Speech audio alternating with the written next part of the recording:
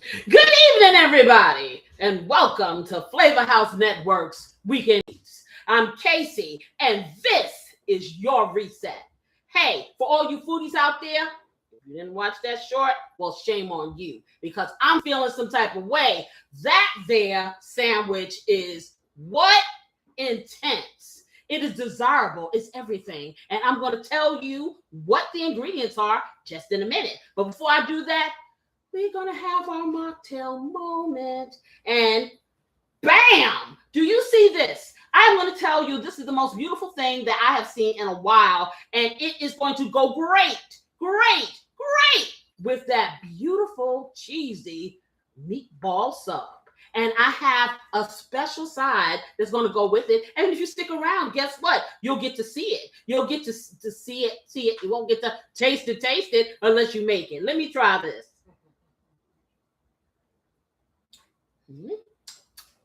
And it's tasty too. Let me stop. This is so good. Mixologist, what is this about? What is this called?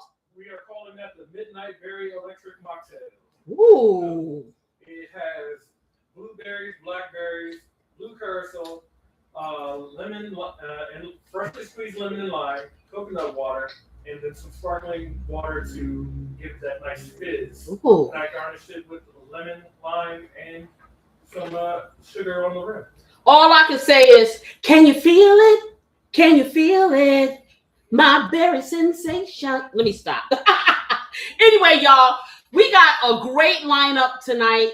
We are going to be doing, like I said, these cheesy meatballs. And when I say from scratch, the most delicious meatballs and all that on a herbed bun or hoagie bun, or I'm from New York, hero bun or sub bun or whatever it is. We're also going to be talking about some kitchen rhythm tips. We're going to be talking about why comfort food matters, because it's all about the comfort, and we're going to find out why. We're also going to be talking about pretty much any topic that either my studio audience comes up with or you guys do or whatever pops in my head, because, hey, this is a safe space, your home, and you can just kind of chillax and do your thing.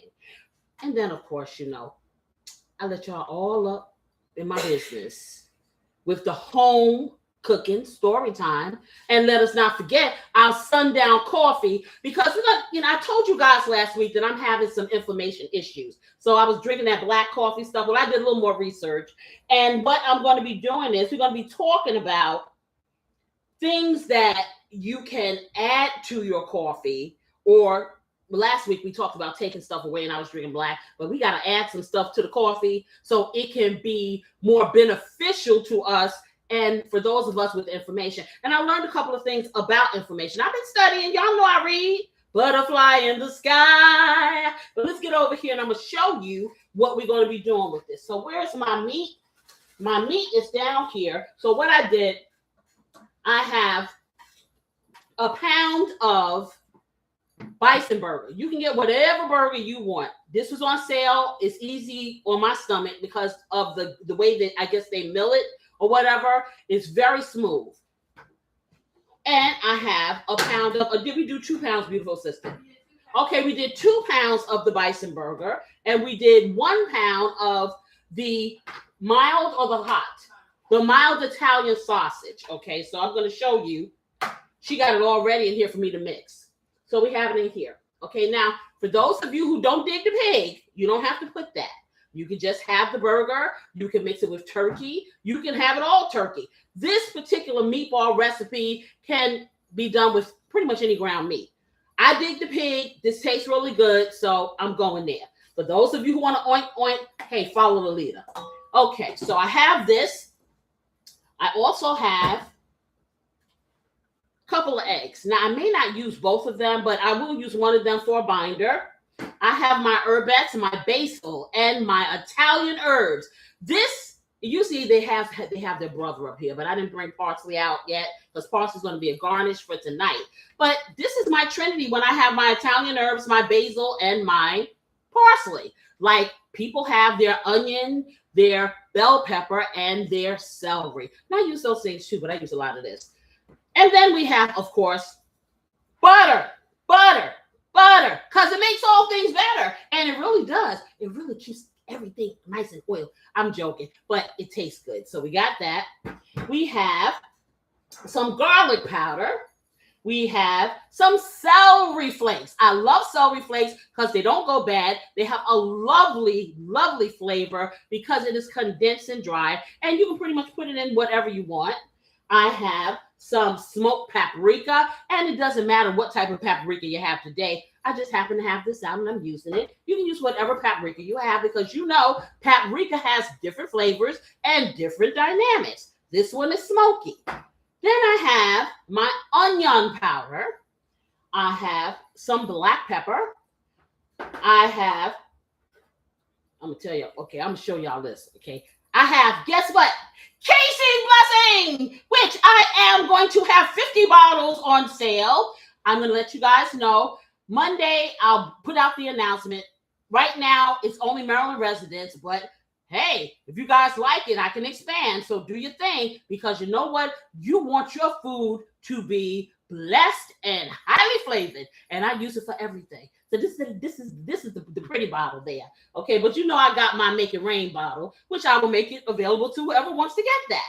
However, we have some minced garlic, and I do have powdered garlic. You're like, why does she have two? Because they both have different flavors.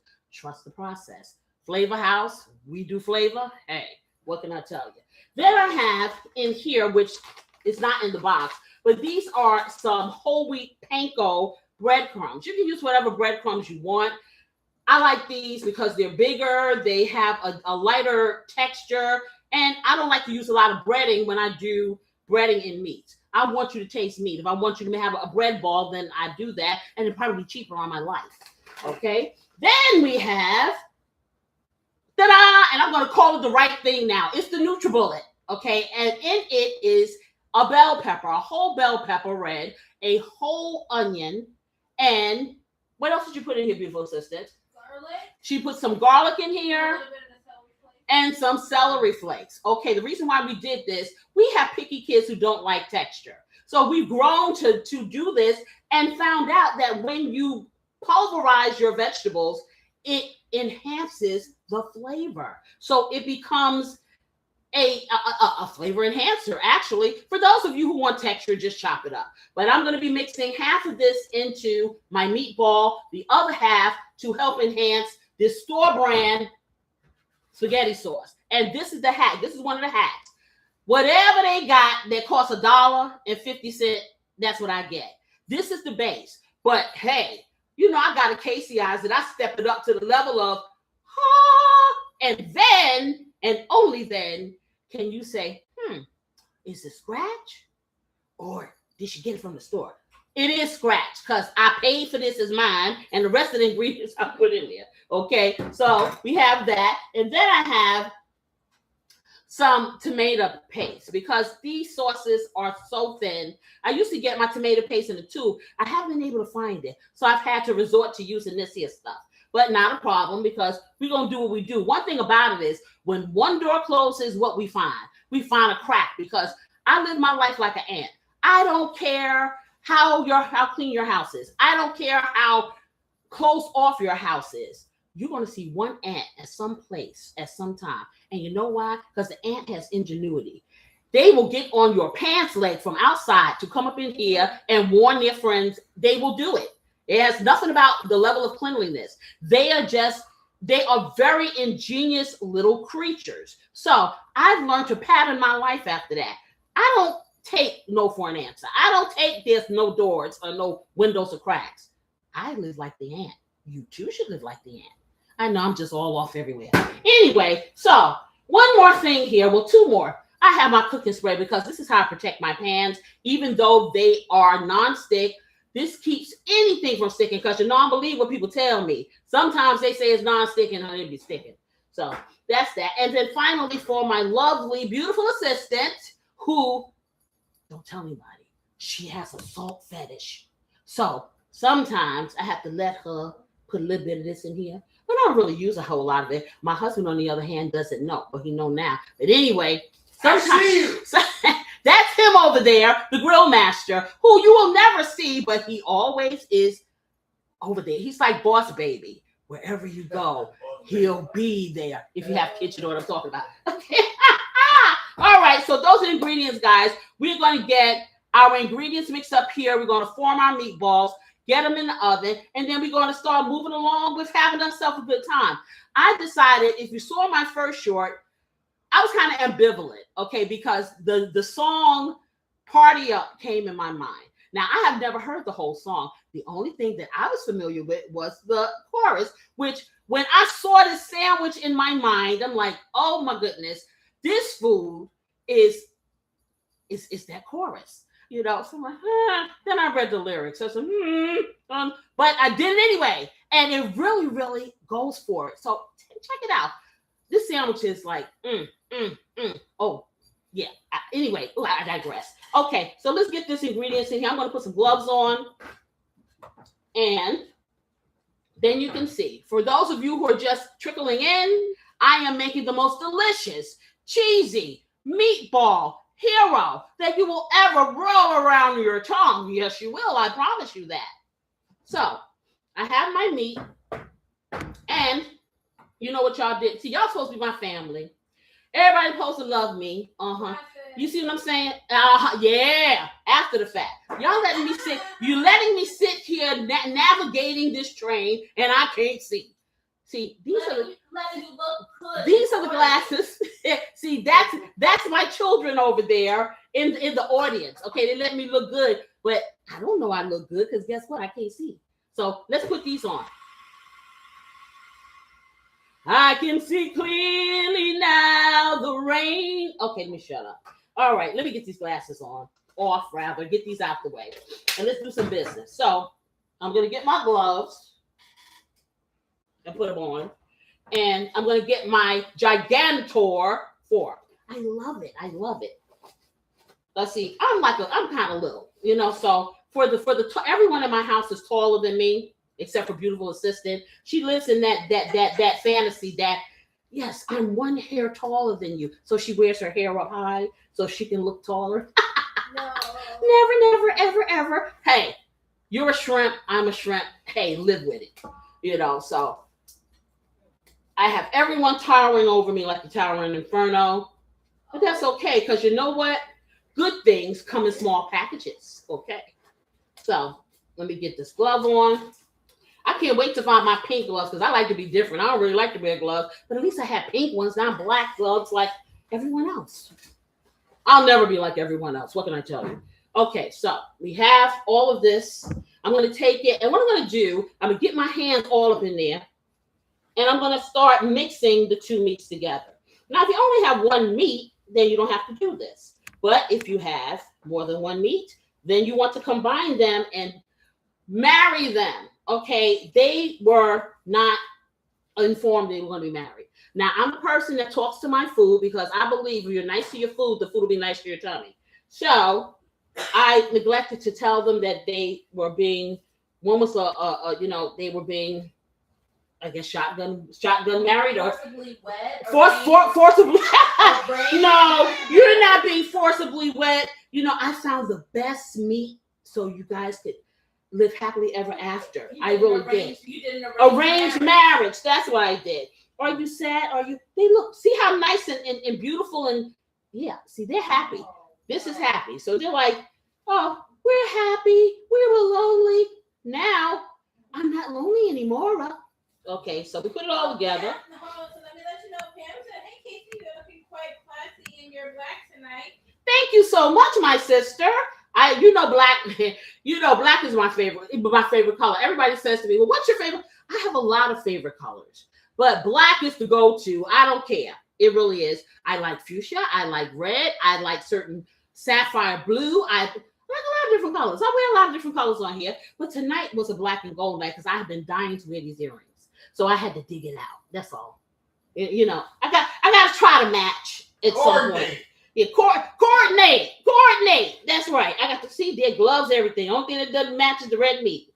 Okay, we got it in here. So now I got to get these yucky gloves off. Let me take them off. Okay. All right. So let's get them off and not touch and get all that nice contamination. I told my son the other day, right? I was clipping his nails. And so I'm like, okay, now I want you to, I said, I'm gonna get a microscope and let him see the nation that lives. He's like, that's okay, I want to know. Okay. I bet you I won't have a problem clipping his nails anymore. I sure won't. But anyway, so I got this in here. And so what I'm gonna do now, I'm gonna start seasoning this meat. The first thing I will do, I'm going to make it rain with my Casey's Blessing rain bottle. Okay, this is like the original one. I keep this bottle and I fill it up because I can squeeze it and do what I want. And the reason why I can put as much as I want is because Casey's Blessing has no salt and it has no sugar. This is about 12 different herbs that have been combined. And this is not just a seasoning. This is an enhancer. So if I put it on 12 different things here, they're all going to taste different. You're not going to be able to say, oh, this has Casey's. Well, you will, because you'll notice that your flavor goes from being very vibrant to being just a regular egg. Okay. Trust and believe. I can't wait for you Maryland residents to taste this and y'all tell me what you think. You will feel like you can't use anything else because I've been using it for 2 years on everything. So I'm going to put, for me, as much as I want. Okay, but this will be about 4 tablespoonfuls for all of this. And you can do as much or as little as you want. That's the loveliness. Okay, if you don't have this, which you don't, you can use whatever you have at your local grocers, your favorite seasoning. But what I suggest, if you are sodium sensitive or you are sugar sensitive, do what? Butterfly in the sky, reading rainbow. Read your labels. That big beautiful brain there as you're reading those labels. So we got that in here. I'm going to put half a teaspoon of garlic powder. I am going to put half a teaspoon of onion powder. I love these bottles that you can just let it make it rain. I do. And then I'm going to take just a few of the celery flakes because she did pulverize some celery flakes in here. Now I will tell you this, the celery flakes can be kind of big and grainy, but I try to move the little harder pieces around. But I will tell you, once it gets a little wet, it reanimates. So I am doing about a teaspoonful of the celery flakes, and I'm just going to let them just kind of do their thing, and they're dancing on top. See, they're at the wedding reception right now, so everybody's having a good time. Okay, I am going to take some of this smoked paprika. Now it does have a flavor, so it's going to lift it, but it also gives it that nice color because it's all about the visuals for me. It really is. So let me get that in. I'm going to do a half a teaspoonful of the smoked paprika. Okay, and I am going to do a quarter teaspoonful of some black pepper, just like that.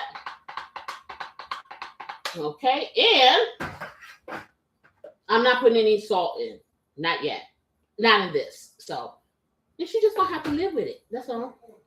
So I'm now gonna take my beautiful Italian herbs and my basil. So you're like, okay, if you have Italian herbs, you know the basil is in here.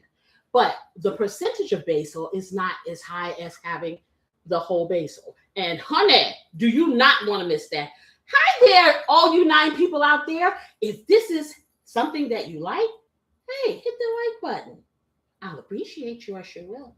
Anyhow, I'm going to show you my way of measurement, which is called a pinch. A pinch is your forefinger or your index finger and your thumb.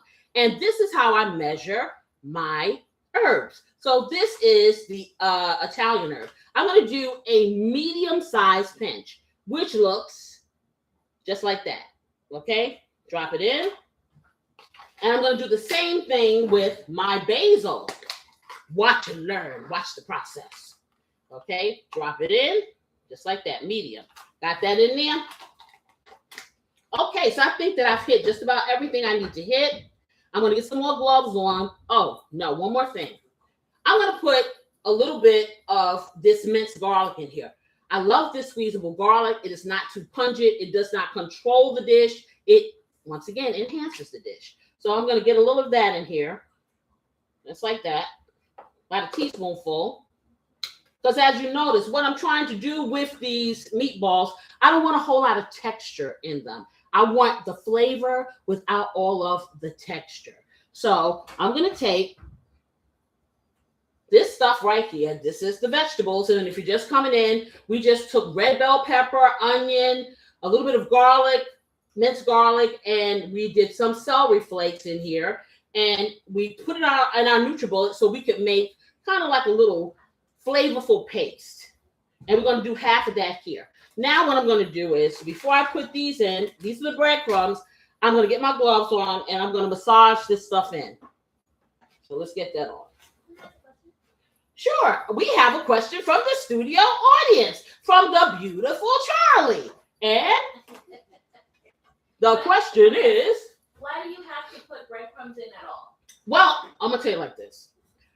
It's not necessary, but depending on the meat that you use. Now, if you use a drier meat or meat with less fat, what will happen is your meat will start to come up. It won't bind. So I don't do a whole lot of breading when I do meatloaves and stuff. As a matter of fact, that mega meatloaf, that delicious meatloaf that your father said, the grill master said, that's the best meatloaf I ever had. When did I do that? Week before last or last week?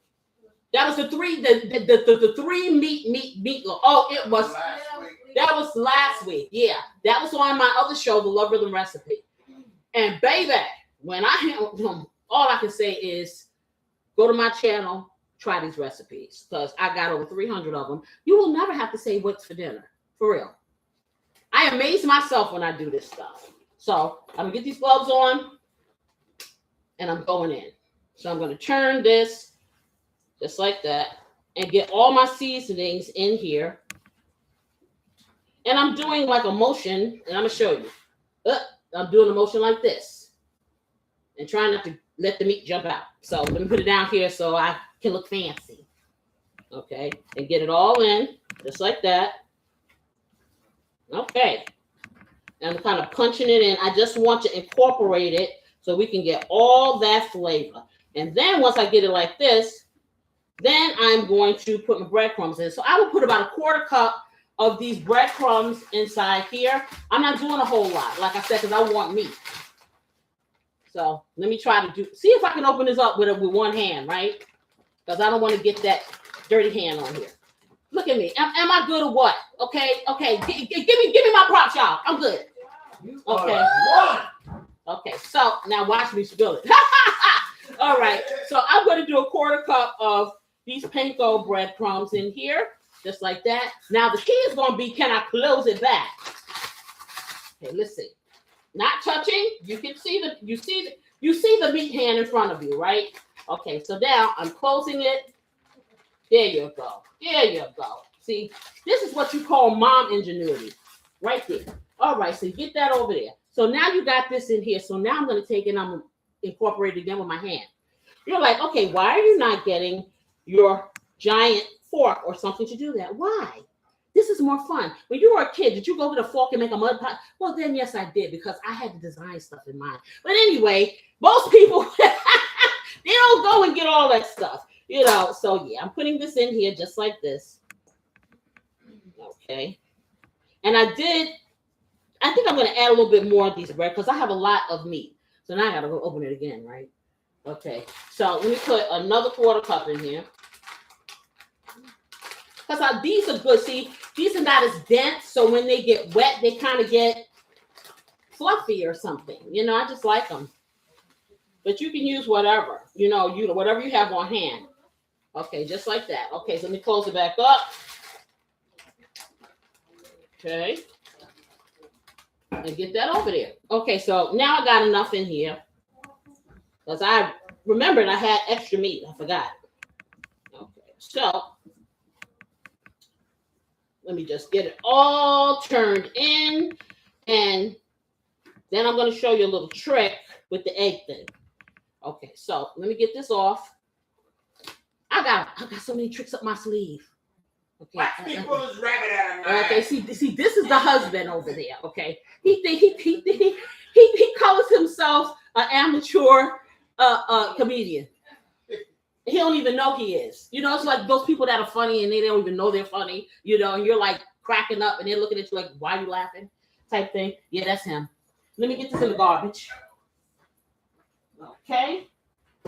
So now I'm gonna get a nice cup And beautiful assistant, if you can get these the special side drained, the secret side drained over here and dried and in a wonderful freezer bag. And I'm gonna whisper because you don't need to know until if you stay, you get to know.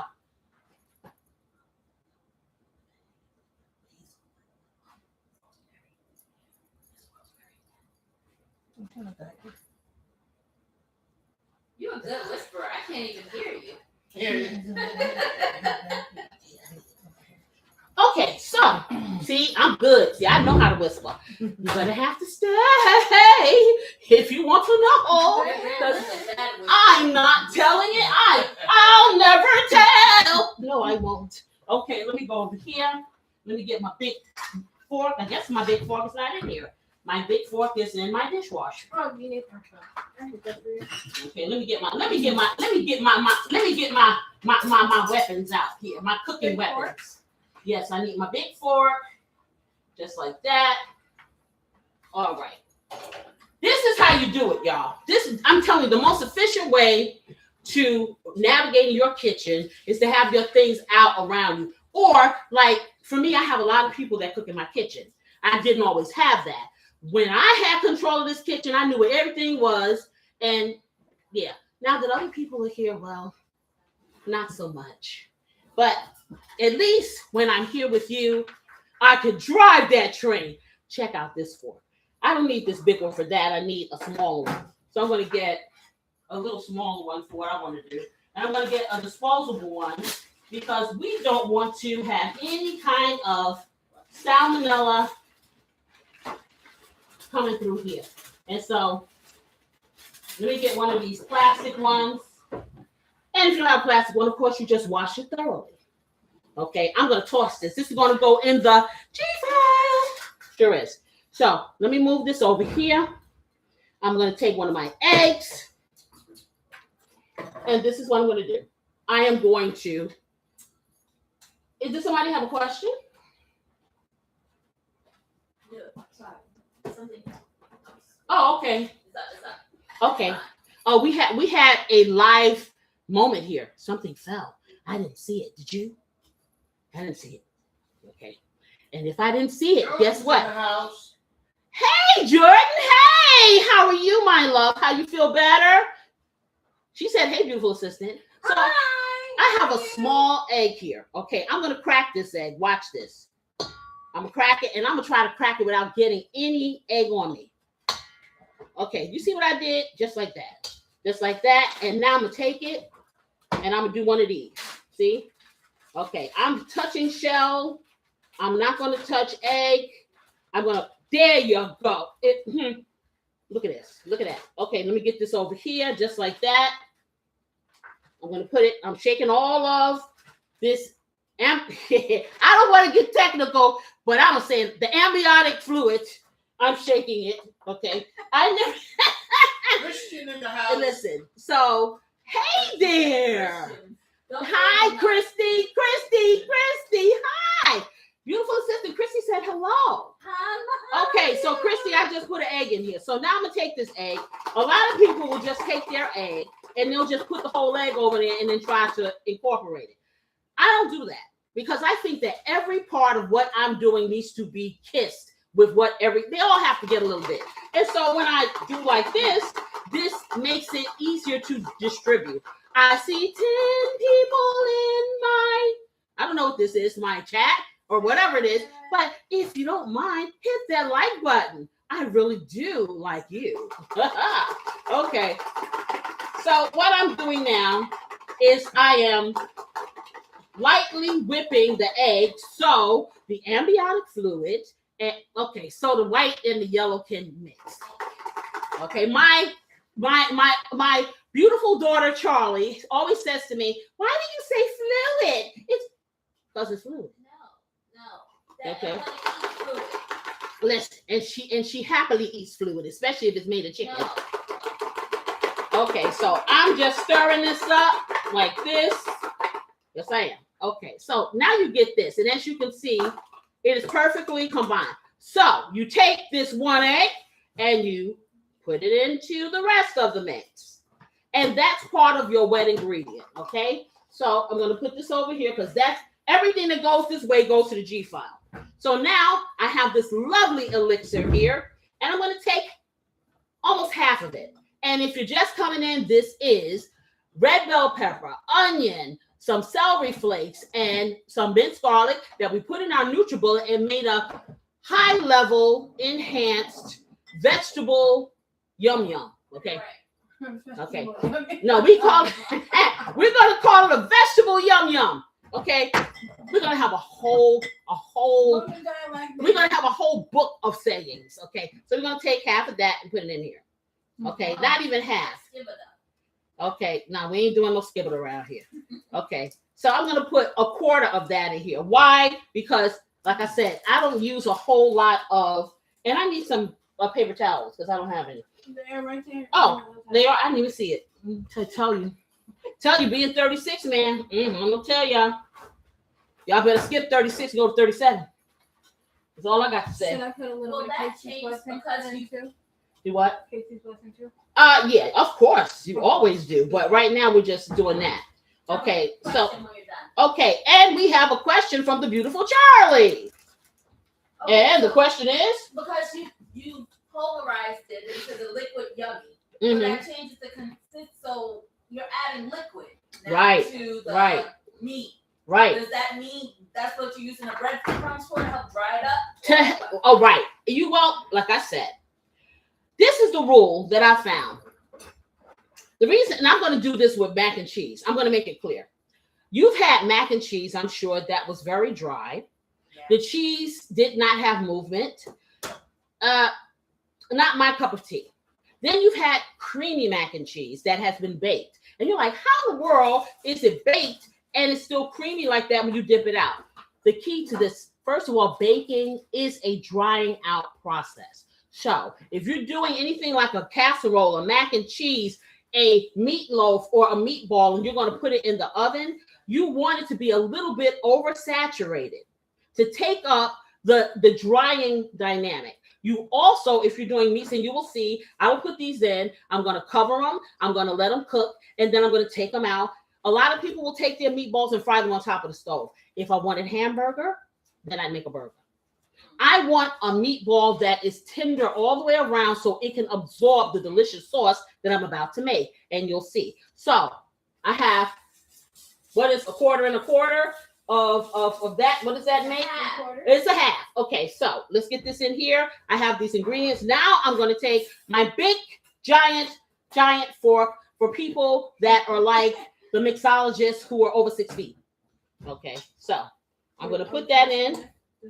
Yeah, that's garbage. Everything to that side, I guess to the right is garbage. So see, and this is why I did my hands, because when you start doing forks and utensils, you're not going to get what you want as far as even distribution. So I'm putting some more gloves on. I'm just trying to incorporate this egg as much as I can, and that lovely, lovely yum mixture that I put in there. And if you don't know what the yum mixture is, it's just bell pepper, onion, garlic, and celery flakes that have been pulverized in my NutriBullet. I suggest you buy one. They're not that expensive. They're very good. They're more than just a smoothie thing. I don't think I've ever used a smoothie. Did we make smoothies in this stuff? I don't think so. I don't think we ever used it for that. We used it for everything else. So I think, didn't you even use it to pulverize my rosemary, right, beautiful assistant? You said the rosemary is where? Oh, there you go. She has some. What happened to my bottle? The bottle is no longer. Okay, so she no longer has the bottle. This is what rosemary, the dried rosemary that you buy in the store, the little heart pieces. This is what it looks like when you grind it up. And it is fabulous. It's so concentrated. It's so delicious. My hands are clean. We got to find a bottle to put in. We do have a bottle, but she just ground it. So I'm going to put a pinch, just a pinch. So this is about a quarter pinch of the rosemary in here, or a quarter teaspoonful. Okay, let me get my gloves on again. And I'm going to massage this in. But before I do, I'm going to turn my oven on and put my oven on at 450. And I'm going to do my quick preheat because I just wanted to do faster. I'm going to do 450. Hey, I wish beautiful sister had been here this time because you didn't turn it on. You didn't turn it on. You know, always blowing my spot. Let me look like I know something, please. Thank you very much. Yeah, you see what you're supposed to do. You're supposed to tiptoe behind your mama, okay, and do it. Well, I mean, it was like front and center. And not tell him, oh, you can be here. You gotta listen. This is TV. You could be doing dances or whatever. You know, who knows? Just jumping away, just Exactly. There you go. Do the happy dance. Okay, so let me get my glove. This is like this is why I don't do gloves, because y'all know I wash my hands to death and I do the gloves the same way. I'll use 50 pair of gloves. I don't know how people cook with the same gloves on. I just don't know. Maybe they don't get food on their hands. What do you guys think? I don't know. I never really looked that closely. But then it is not live, so I don't know. Okay, so let me get my hands all up in here. I know what I do need, beautiful assistant. If you don't mind, I need for that foil pan so I can put these in. That's what I need. I got a disposable pan this time, y'all, because everybody going in the G5 when we finish. We ain't gonna do a whole lot of cleaning in here today. So what I did is I used my hand, and I'm gonna have to use my hand anyway to form the meatballs. So I'm gonna show you guys with the clean hand the size of the sub rolls, and I looked the bigger one.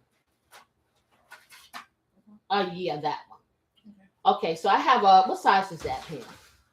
Giant lasagna pan, 13 by 9. So I got a 13 by 9 giant. They say giant. Honey, this is like a pygmy lasagna pan up in here. I don't know the giant pan, but it'll do what I needed to do for this. And like I said, I'm going to form the meatballs, and I'm going to show you how to form meatballs that people will think that you bought from the manufacturer. Easy peasy. But let me show you the rolls.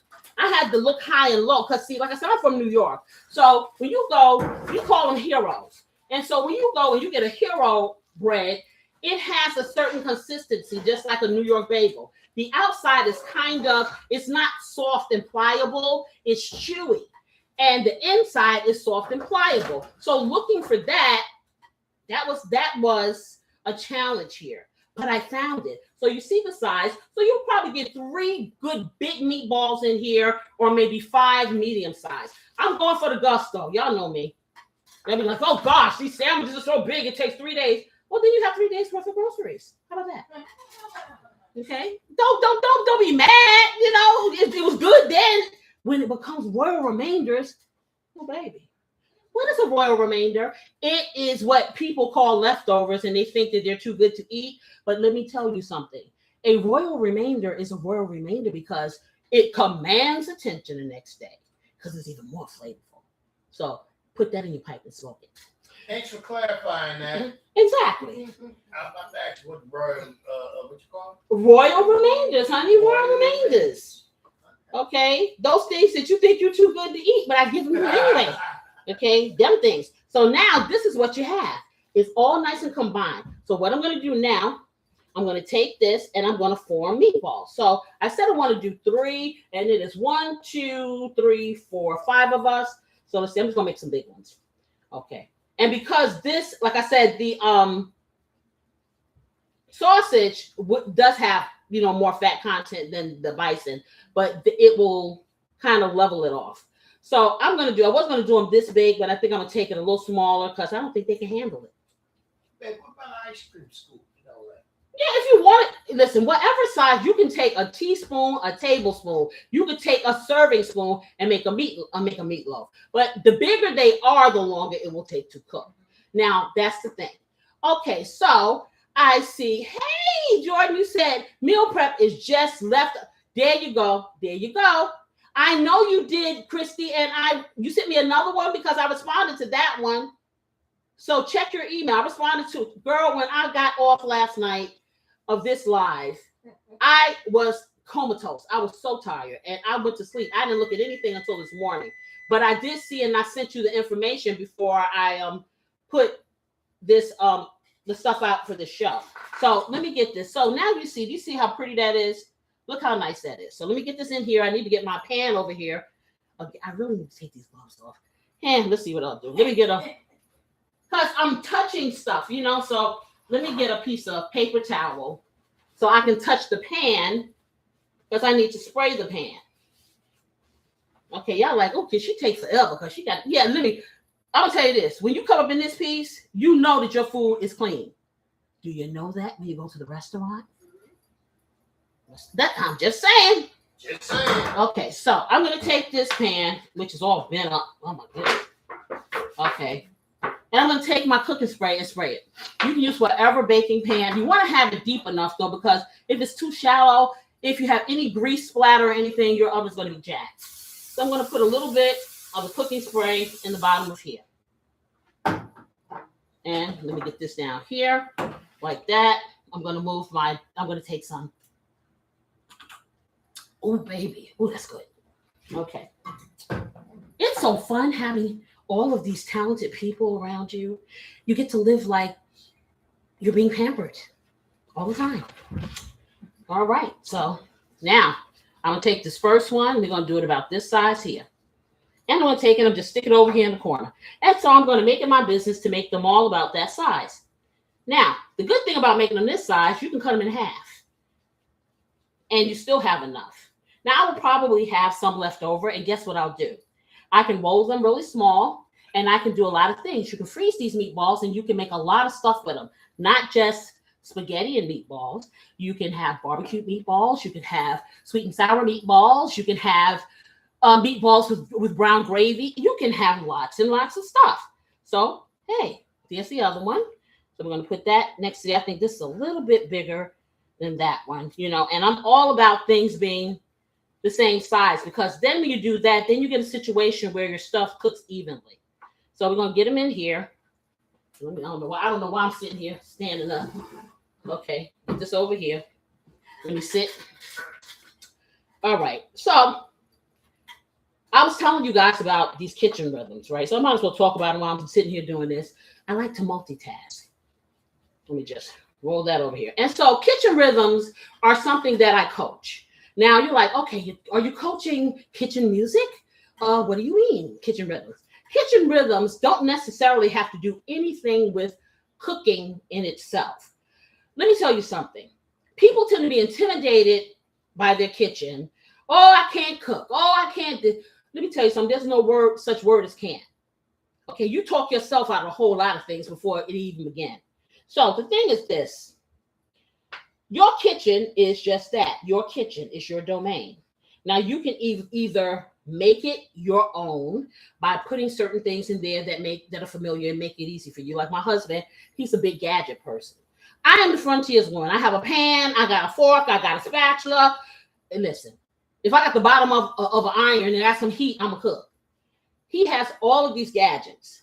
For me, it's a lot because then I got to clean the gadget, you know, so I don't use a lot of gadgets. I have everything. I have a cornucopia of things. I have things all underneath my stairs stored, you know, and I will take them out because I'm doing these shows and I know you guys have these things and you want to know how to use them and get all this lovely stuff.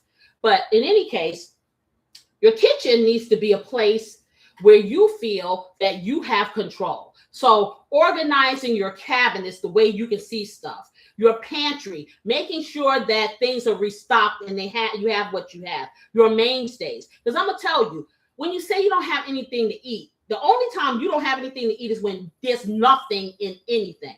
You can find something to whip something up because you become like me. You become a culinary chemist. I have done that my whole life. I do that a lot on the show. I don't always know what I'm going to do for you guys. I know that I'm going to do something. Hey there, you say you're making those great. You are, girl, take a picture. Do you know that you can put it on the community area? You can take your picture and show me what you're working with. I can't wait to see. I haven't made some in a while. My husband probably wants to come to your house. You know, because he loves them, as you well know. But anyway, so I'm putting them in here. Hey there, T. How are you? How are you? Okay, so anyway, like I was saying with the kitchen rhythm. So I know I cook comfort food. I don't just cook African American cuisine.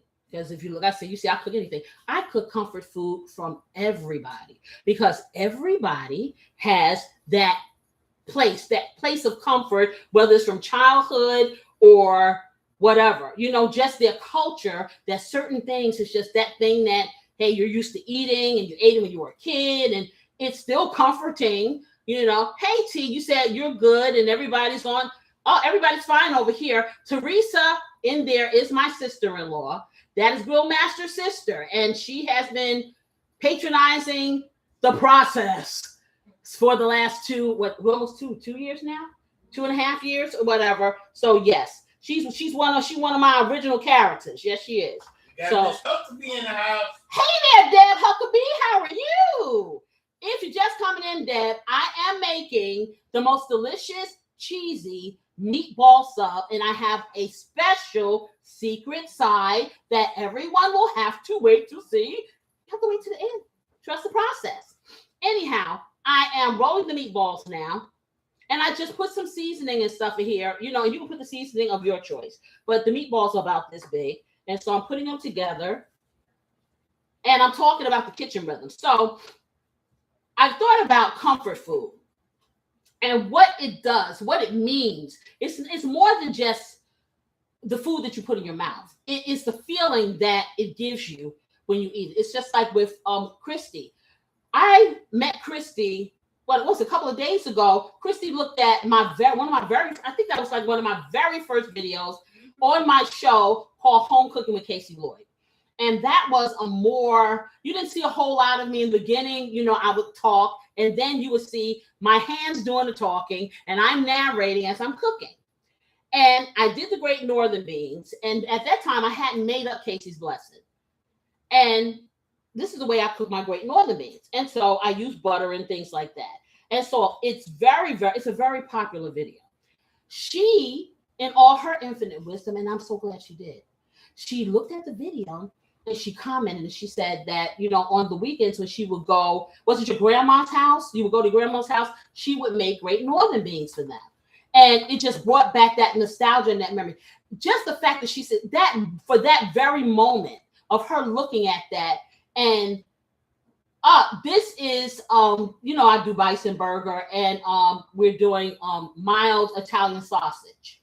Okay. But you can use turkey. You can use whatever you want.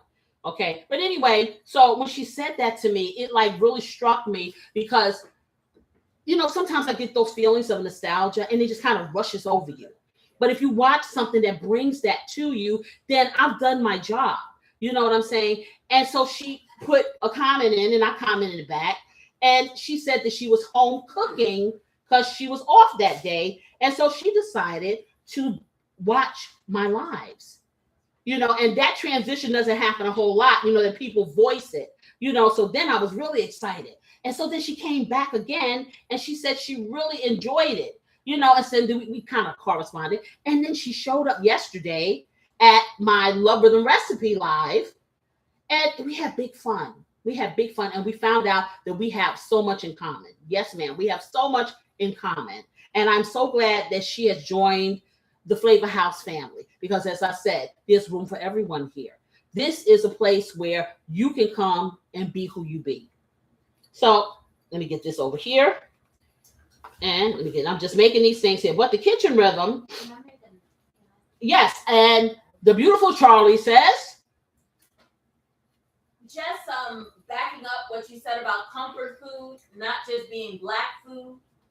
It's whatever brought you comfort. I remember even you guys did grilled cheese sandwiches before, and they were all fancy and yummy but even something like grilled cheese, it's not a particular culture, but it's like a childhood, comfort thing. Right.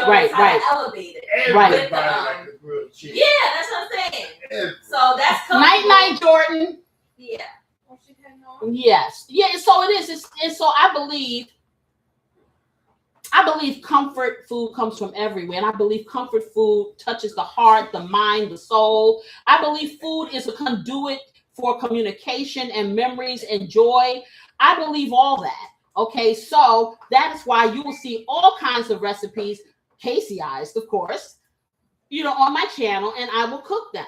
You know what I'm saying? I'm not limited to doing just the food. And like I said, my mother was very progressive. So she didn't just cook soul food. She cooked food, and she explored, And so that's what I'm used to, So you'll see all kinds of things here.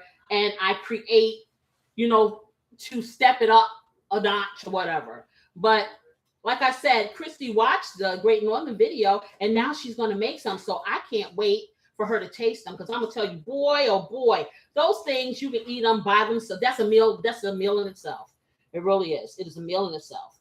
And it's very good. And now that I have the Casey's blessing, Christy, if you think that's good, the recipe I gave you, I think I'm going to make another video using the Casey's blessing.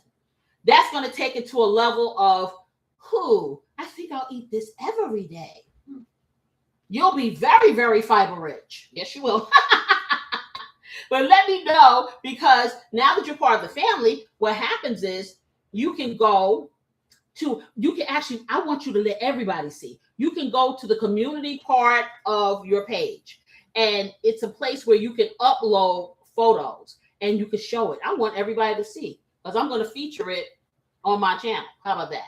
I can't wait. But you need to see. I know you're very communicative, in writing. So yeah, you got to tell me how that came out for real. I'm really interested to know. Okay, so hey, I said I want to use all this meat, and I'm making these big old meatballs.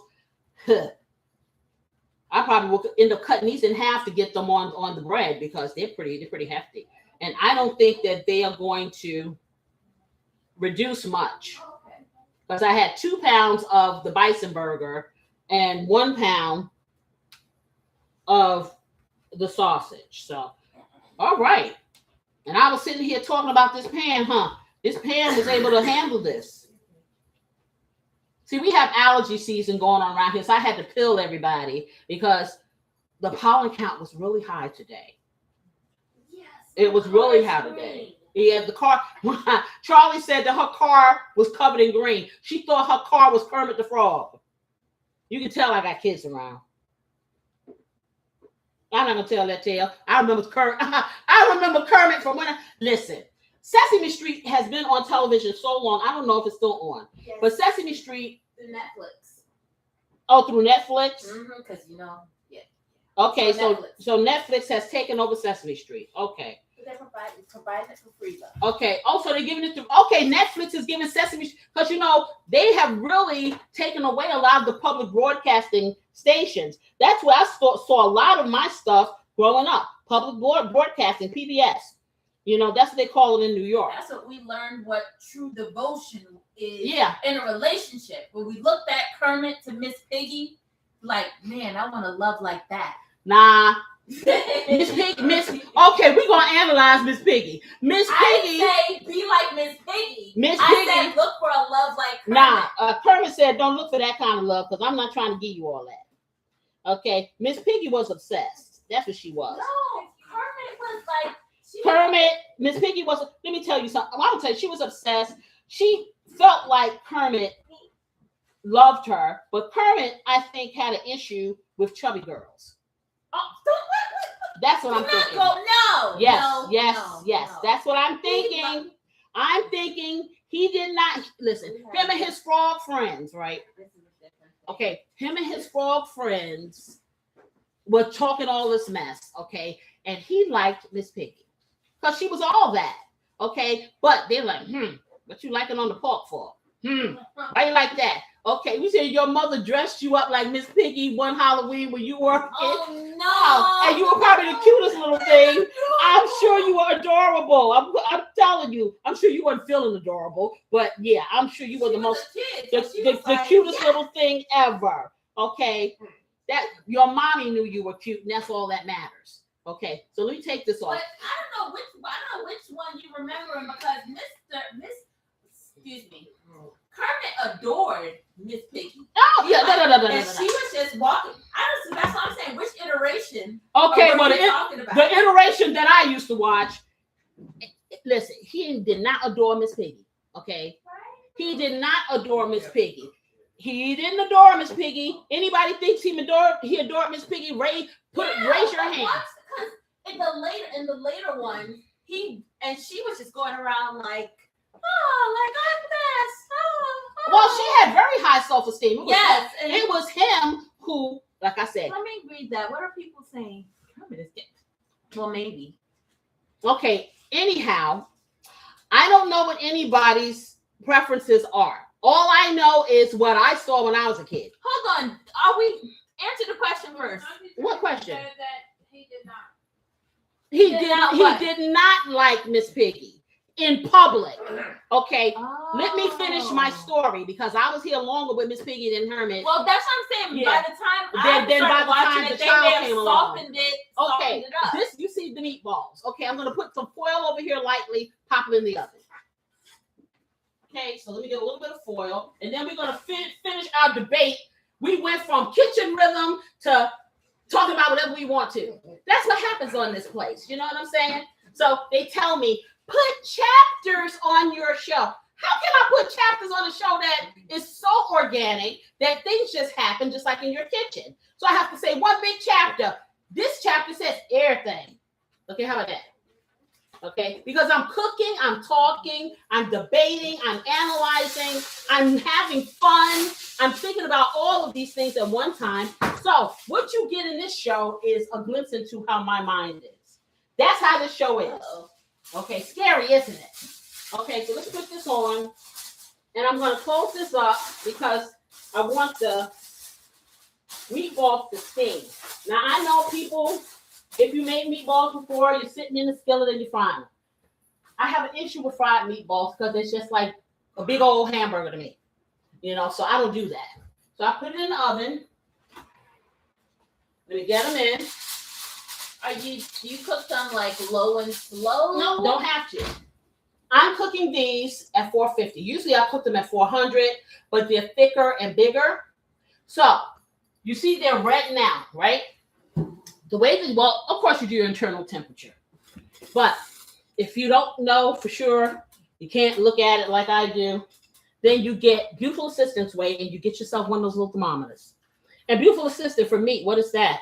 About 145. 145. 145. Okay, so that's about, and like I said, beef is different because, you know, you can eat beef rare or rarer. But, you know, we like well done. Minimum. Okay, minimum. But cook that too. but we have pork involved, and so we want to make sure. So again, I'm trying to make some space over here. Yeah, and I'm going to pick up my herbs because they jumped off the table. They ain't jumped, they fell. Okay, so but see, the thing about it is, when they fall, guess what? All right, so I'm gonna take a little sip of my wonderful drink here. I suggest you guys make this. What I am compilating at this time is all the drinks that my mixologist has made, beautiful pictures and the recipes. And I'm going to put them on my storefront, and I'm gonna share some of them with you inside some of these lives, you know, the replays. So let me take this off.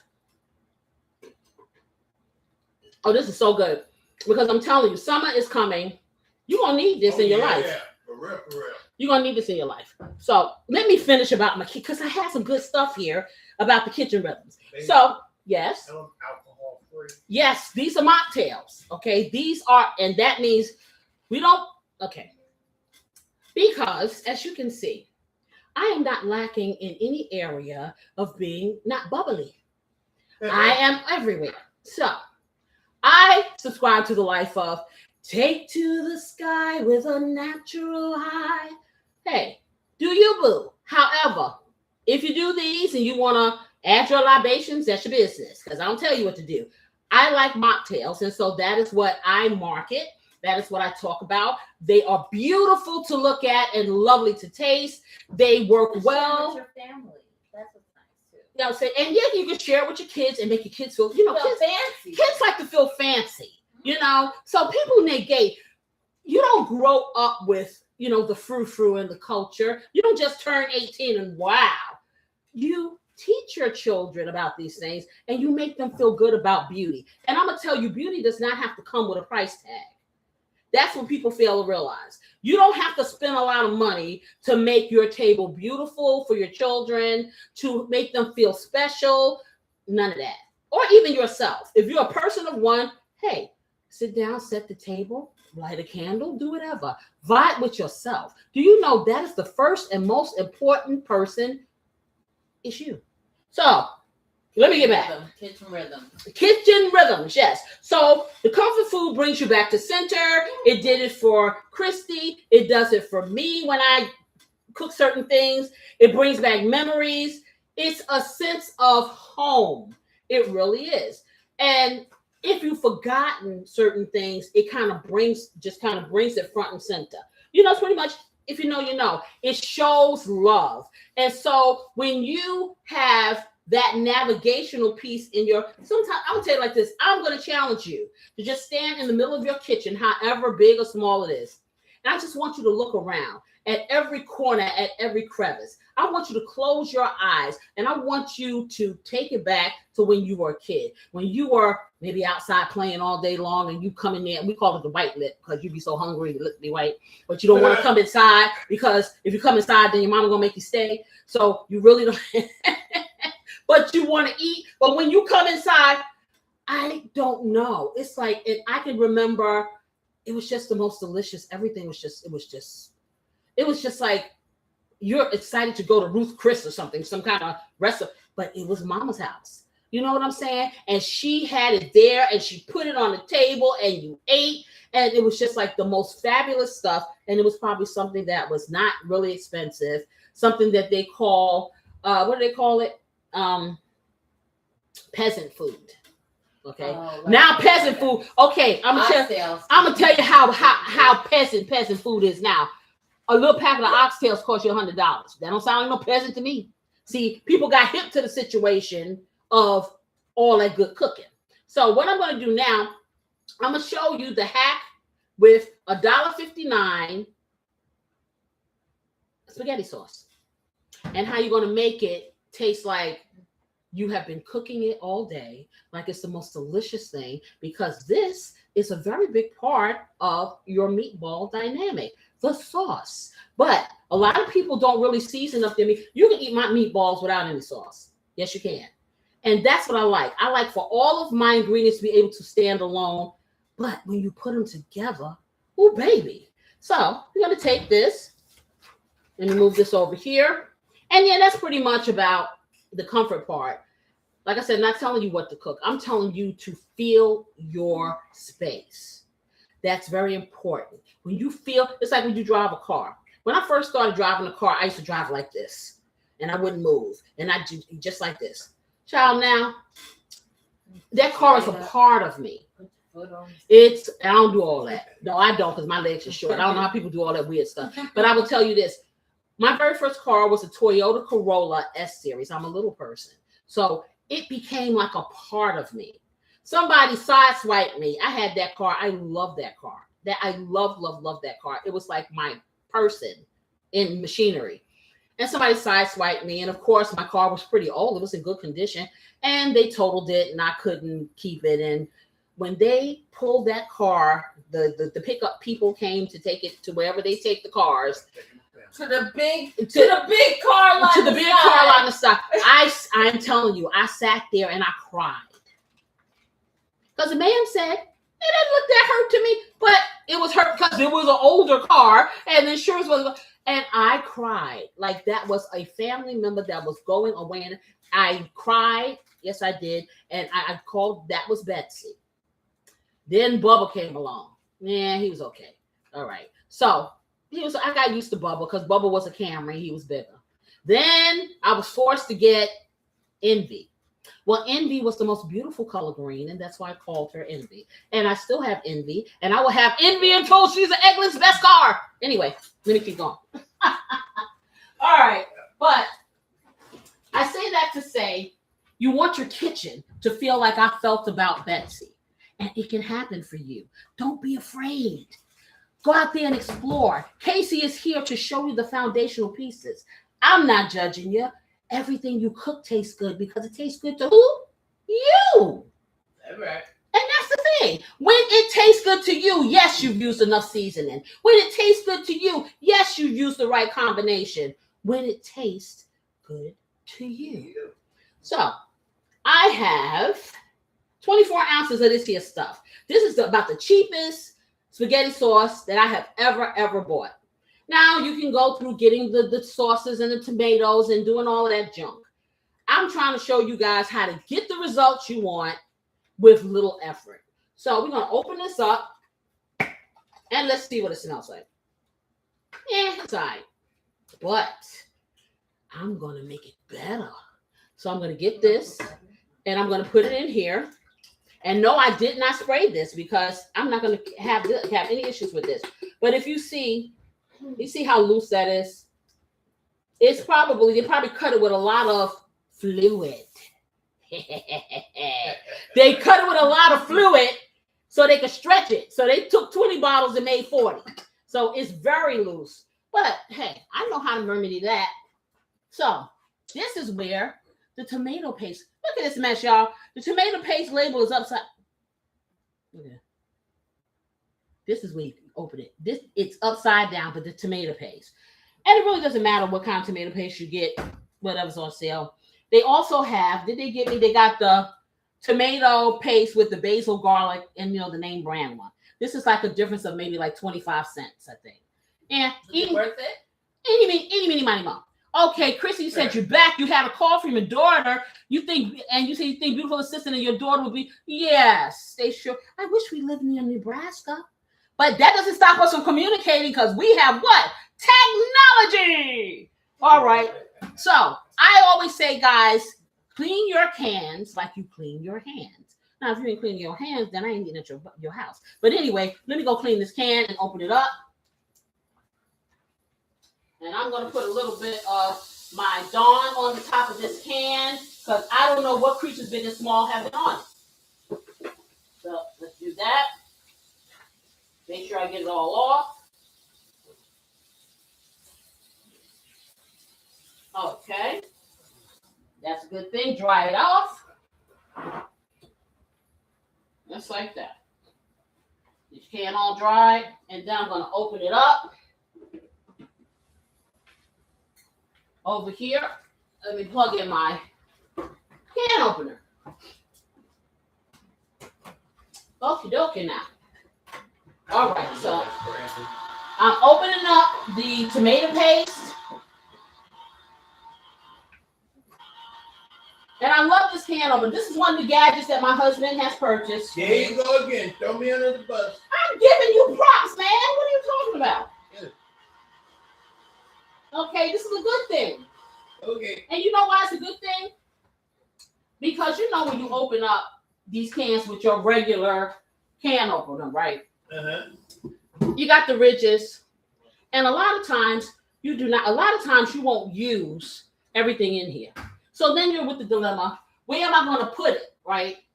Am I going to throw it away? Am I going to keep it? We're not trying to throw away nothing up in this piece. So we have the can opener. If you look at the top, it's smooth. So now I can take this and do just like that until I get ready to use it again. And I can take it, I can do that. I can put some foil on top of it, encase it in foil, and then put it in a baggie, and it will preserve it. So that's another little kitchen tip.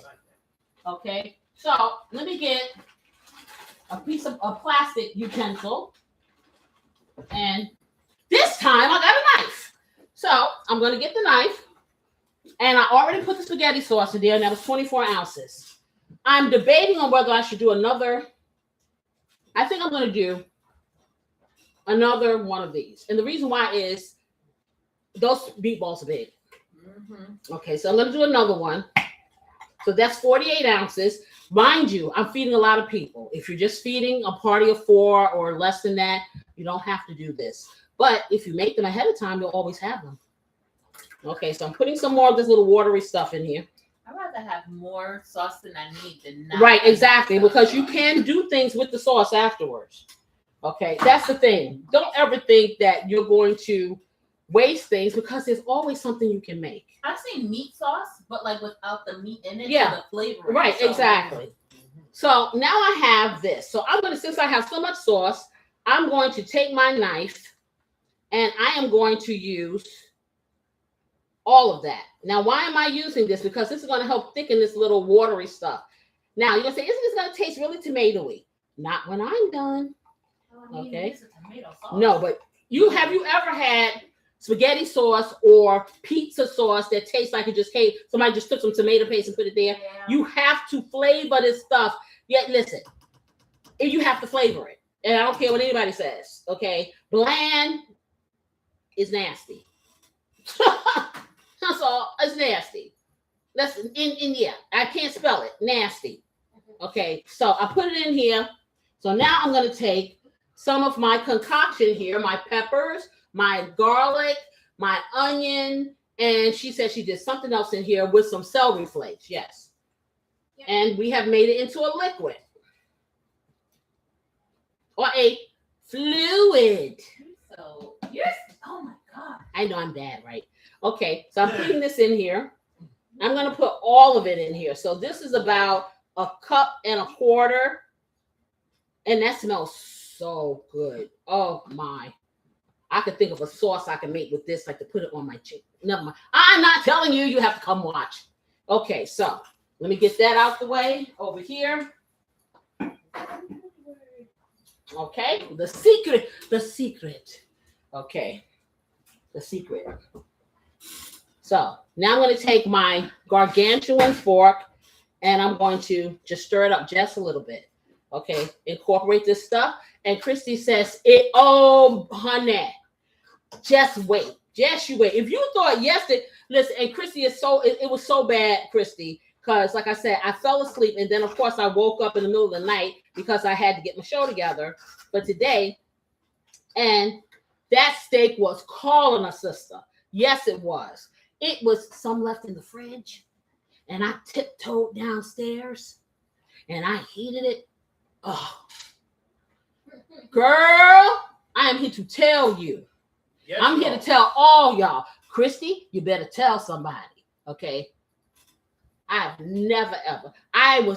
Listen, I must have been in some kind of zone cooking that. That was delicious.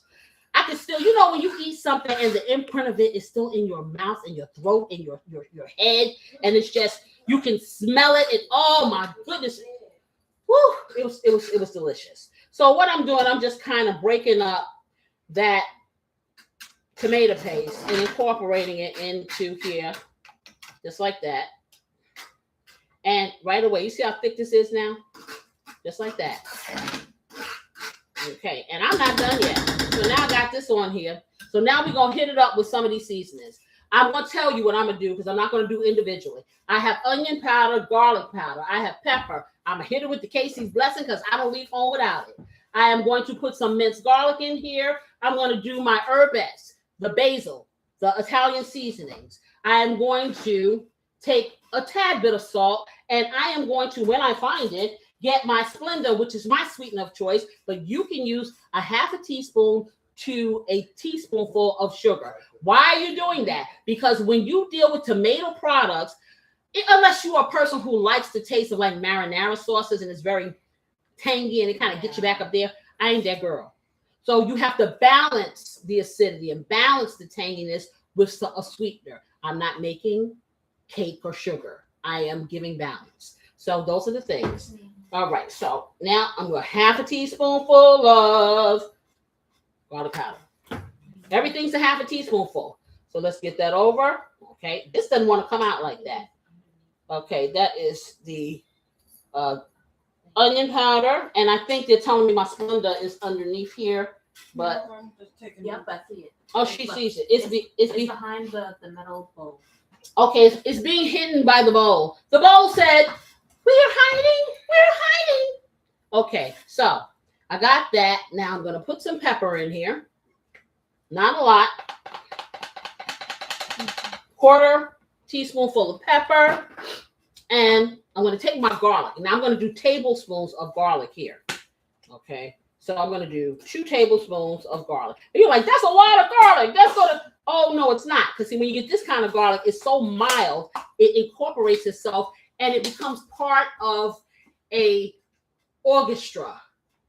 And it is so flavorful. I don't know if you've ever had food, and I've had like, okay, I'll say Asian food, Asian cuisine. I'm from New York, so they have some of the best Asian restaurants ever in there, and I will stand 10 toes deep and say that. From very inexpensive, well, it's been years, to very expensive. So when you come to other states, not so much. And so I really don't eat Asian food unless I prepare it myself, or I do. We found some Asian food in the frozen section, and then we hype it up. But I will tell you, depending on what area you get your Asian food from, will determine how much garlic they put. You have some places, if it's in an area where people will say, okay, the way that they cook and their grocery stores and some of the stuff they have, they will highly garlic things, and their sauces are very thin and flavorless. And all you might as well just have a clove of garlic, and it's overbearing. Then you have places where they'll give you thick sauces. The garlic will enhance it. I wasn't a big raw garlic person until I found out about this minced garlic, and I tried it. And now I can't stop using it because it enhances everything, but it doesn't overpower. And that's important. And Charlie, did you have something to say? I was gonna ask, you said it's mild. Is it because, do they cut it with like water or some type of fluid? Let's see what fluid. I don't know what they cut it with, but they can keep cutting it. Because I'm here to tell you, it says here, garlic. So it's the first ingredient? Yeah, minced garlic. Oh. Yeah. And it says no sugars added, nothing. So minced garlic. And you're using a lot of liquid, period, like from the mince, the puree, peppers, and then like so all, even though may seem like, oh, it's a lot of garlic. You're right, Chrissy. She says she's like, yeah, exactly, over garlic. Exactly. So now I'm gonna hit it with the Casey's Blessing. So that's gonna be about 3 tablespoons of Casey's Blessing. And as I said, you can use whatever all-purpose seasoning you have on hand, or you don't have to use any at all. It's up to your taste. Okay, I have that. I'm gonna do some salt in here. Yes, I am. I'm gonna do a little bit of salt. So probably about a 1/4 teaspoonful or less of salt. And now what I'm going to do is get my herbettes in there. So I'm going to do a big pinch. For you coming in, if you're just hearing about the pinch, this is my measurement. A pinch is your index and your thumb. I'm doing a big one of the basil because I love it. So I'm doing a big old one just like that. And I'm going to do a big one of the Italian herbs. Yes, I am. And I'm gonna do all of it because look, y'all, I can use so much of this. Look. Okay, you know I'm using the rest of this, so just put it in there. Okay, so get that in there. And I do have more. I tend to keep repeat buying stuff because in my mind, when I cook this stuff, it's like, I used it all up. So now I'm good. This is gonna be the first part of the sugaring. I'm not going to put anything else in there until this is warmed through and I can really taste the flavors. You really can't taste the flavors until the flavors start to warm and incorporate. So let's take it, and I'm going to do 1, 2, 3 squirts. Christian said she's definitely going to get that seasoning when you add out. Oh, listen, let me tell you. I'm going to figure out a way. I know you're in Nebraska. Okay, but we're going to figure out a legal way to get you some of this Casey's Blessing, because I'm going to tell you, it will make your food, it will give you a new outlook on food, and it will make you want to cook. And if you don't cook with it, once you cook with it, and then you don't cook with it, like, it tastes okay. It was edible. And I'm not just pumping. I am telling you, I can tell a beautiful assistant doesn't put enough Casey's Blessing on something she makes for me. I'm like, did you leave something out? Well, I put it on it, but she may not, sprinkled it all, made it rain. I can tell. Okay, so right now, this is what we have going on. You see how nice and thick that is? So I'm going to get it over here, and we're going to start simmering it. And we're going to cook it slow. Just like that. And I have this big stock pot because I will be transferring my sauce and my meatballs when they get ready into here. That's how they get that lovely. Okay, so let's get this on. Doesn't like my fingers. Okay. So let me take it down. But see, this will start cooking really quickly. And that's the thing about spaghetti sauce. Be mindful. Start off slow. Let the heat bring itself up. Because you take the top off that thing, it's like shooting up in the air and everything else. And it's easy to scorch. And you don't want the stuff to scorch. So that's the thing. Let me get my big fork, clean that off, get this over here clean. Just like that. And I'm going to take a little look. Because as you notice, beautiful assistant wasn't around here. Put a timer on. Put a timer on. I didn't put a timer on. We're going to do it old school. But I think we've been cooking this for about 20, 30 minutes. And then I'm going to just take a little look at it. And use the thermometer, maybe. I'm sorry, I couldn't hear you. And use the thermometer, maybe. Yes. Oh, yeah. Well, that's where you come in. Yes. See, here we combine the old school way of doing things and the new wave things, which is beautiful assistant. Okay, she's the new wave. She's the new wave that has learned the old way, but she's rebellious. That's rebellious. So she's always going to use something that her grill master father has come up in this house with, and then they conspire against me, and things come here. Sure. You know, that's how it works. It So, never hurts to have variety. In my opinion. That's right. who said variety? Variety is not always cut up. You know, let me just say, okay, I would agree because I love a good gadget. I bought a mandolin, you know, the thing that's supposed to like julienne and fricassee and make your stuff all good, your vegetables really fast. I spent more time putting that thing together and making sure the vegetables were placed in it properly. And then I had to like try not to chop my finger off because you have to disassemble it to clean it properly. And then I was just like, that mandolin just been sitting. We used it one time for like when we made apple cookies. Right. One time. And I'm like, See, I think that people think, see, in my husband's brain, he thinks if I get an apparatus, it's going to jump up and do it itself. Now, on TV. On TV. well, they're there to make you buy it. Yeah. 2 minutes. Marketing is so good. Marketing doesn't show you the cleanup process. They don't. Okay. They don't. It's just because you know what? They get beautiful assistants to take the dirty one and bring another clean one. You don't Yes. see what happens. Hey, You you're don't see right. what happens. You're right. TV. You're right. You're absolutely right. So that's why I say don't believe the hype. If you don't mind cleaning up stuff, now I will tell you, I have a beautiful, and I don't even know the name of the thing. I think it's Ninja, that Ninja thing I got. And you can make everything in there, ice cream, soup, all that stuff. But it has a self-cleaning feature. So once you finish with it, you put a drop of dish detergent in it, and it heats up and it cleans itself. Oh, I like that. So, see, listen, if you can hear, see, it's heating up now, and it's starting to go pop, pop, pop. So I'm gonna turn it down. That's the spaghetti sauce. See, look at that. And if I take this, it's on a 6, so I'm gonna take it down to a 2. Don't you see? Look at that. Just that quick. You be careful with the spaghetti sauce. Spaghetti sauce looks pretty, but it's dangerous. I'm just telling you. So, okay. Let me check. I'm smelling these meatballs. So I'm gonna get over here and just take a little look. See. Now I know they're not ready because they are like big. Yeah. Did I turn the light on? Yeah. So let me see. Oh, but can you guys smell them? Mm-hmm. Yeah. So let's see where we're at. Okay. Woo! We almost there, but don't believe it. I understand. Yeah, you're like, what is she saying? Okay, but we're almost there. They're beautiful. Oh my goodness, I'm so happy. Okay, we gotta get our sauce doing this thing. Now, don't worry. Now, when you have a lot of time, you can take this sauce and do like my mother used to do. I don't know how the heck this lady from Alabama probably never even thought about Italian food, but she made the best spaghetti ever. And she would cook this stuff all day.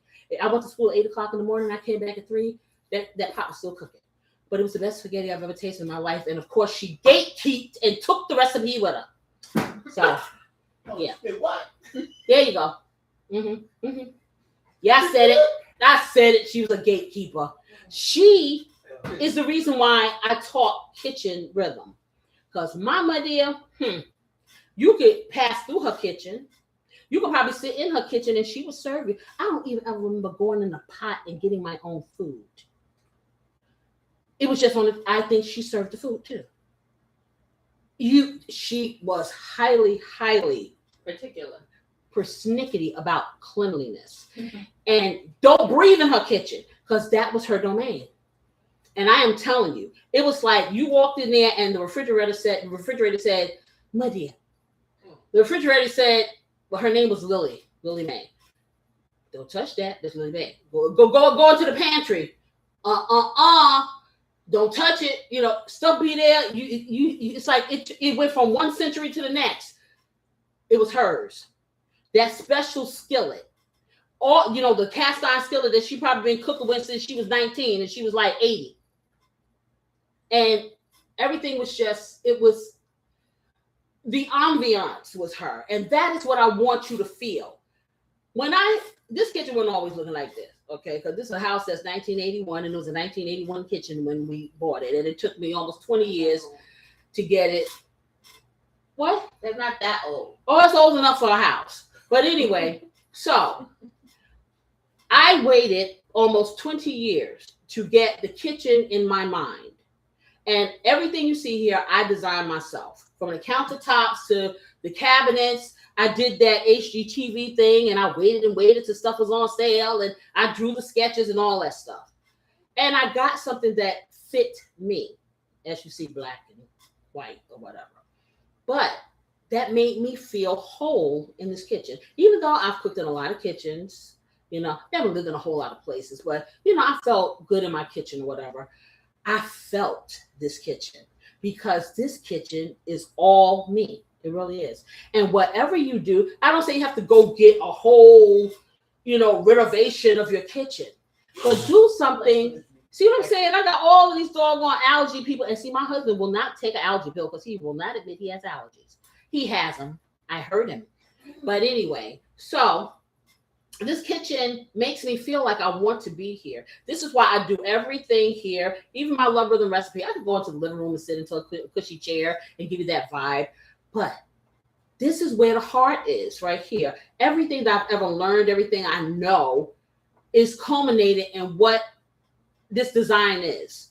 And I designed it where it could be upgraded or whatever if I want to do that. But we were talking about creatures, you know, variety for me. I don't have to have everything in variety. I am more than happy to eat, drink, whatever the same. If it's good today, it's good tomorrow. It's going to be good next year.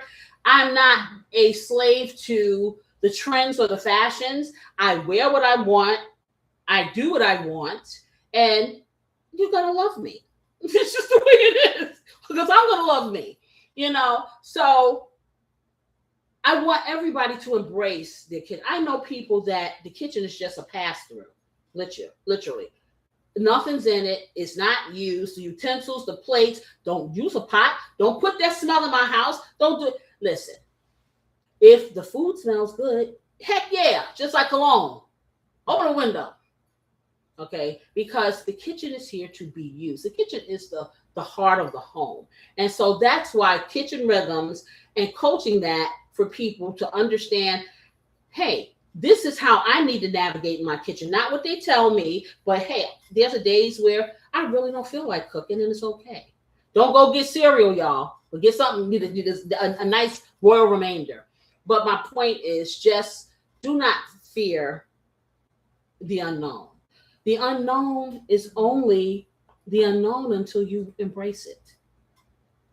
So, that being said, have a little sip there. Cheers. That is delicious. So, now moving right along. I've got that done. I got my sauce on. We're going to take a look at this bread.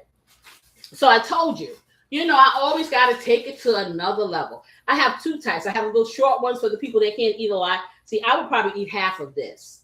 Okay. But then you have those people. I keep throwing the grill master underneath the bus. And he does not eat a lot, but his eyes tell him he shouldn't. So when he orders these subs from these places, this is what he does.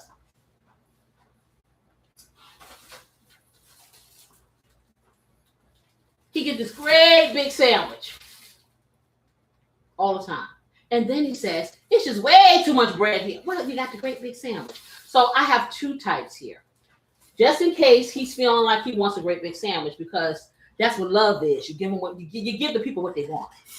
But I'm going to take this lovely bread, which is fine the way it is, and I'm going to step it up, and I'm going to herb butter the outside and the inside and slightly toast it. So our delicious meatballs. And we have, did we bring our cheeses out, beautiful assistant? Because we didn't show them the cheese. Okay, we kept the cheese in the refrigerator because we didn't want it to, start wilting. But we have some lovely mozzarella. Did I get mozzarella? Did I get provolone? I think I got provolone and mozzarella, but you can use whatever cheese you like. Yeah, look and see, because, it's all about the cheese pull. All of these combinations are important.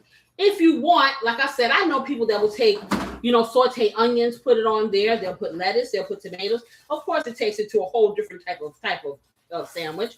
But if you want a traditional quote unquote meatball, quote unquote, Italian meatball sub, yeah, you're not doing all of that. Looks like you have two different brands of Okay, yes. So what I did, I wasn't sure which one was going to melt the way I wanted it to melt, because sometimes, well, I'll tell you this: if you have mozzarella that is whole milk, you can tell because it has that pull. A whole milk mozzarella will pull for you. A part skim kind of sits there and it gets that translucent, like oily like thing. It'll melt, but it doesn't have the pull.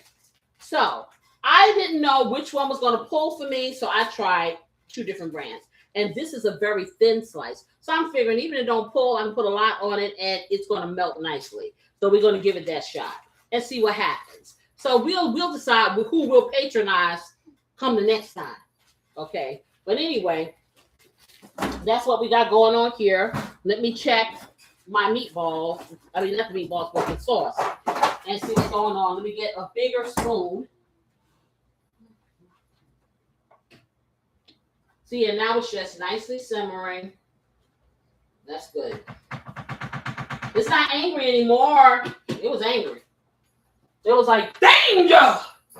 Oh, really? Oh, that's what it was. It didn't even work its way up to danger. It was like, okay, I'm going to get you. That's what it said. See what it is. The tomato sauce, is named brand. I mean, tomato paste is named brand. So it's kind of bougie. So for me to mix it with a no-name brand partner. How dare you? How dare I? That's what that was. How dare I? How dare I mix it with, it's bougie. I got bougie tomato paste. What can I tell you? But hey, sometimes you have to come and meet with the people, okay? Come and mingle, and then you see that we're so much alike. We really are. Ha! Christy said, Beulah Sister to the rescue. Da, da, da, da! Yes, exactly. All right. So I'm going to tell you like this. I was telling you guys last week that I am suffering with extreme inflammation. And I was doing some reading. And I know it's true.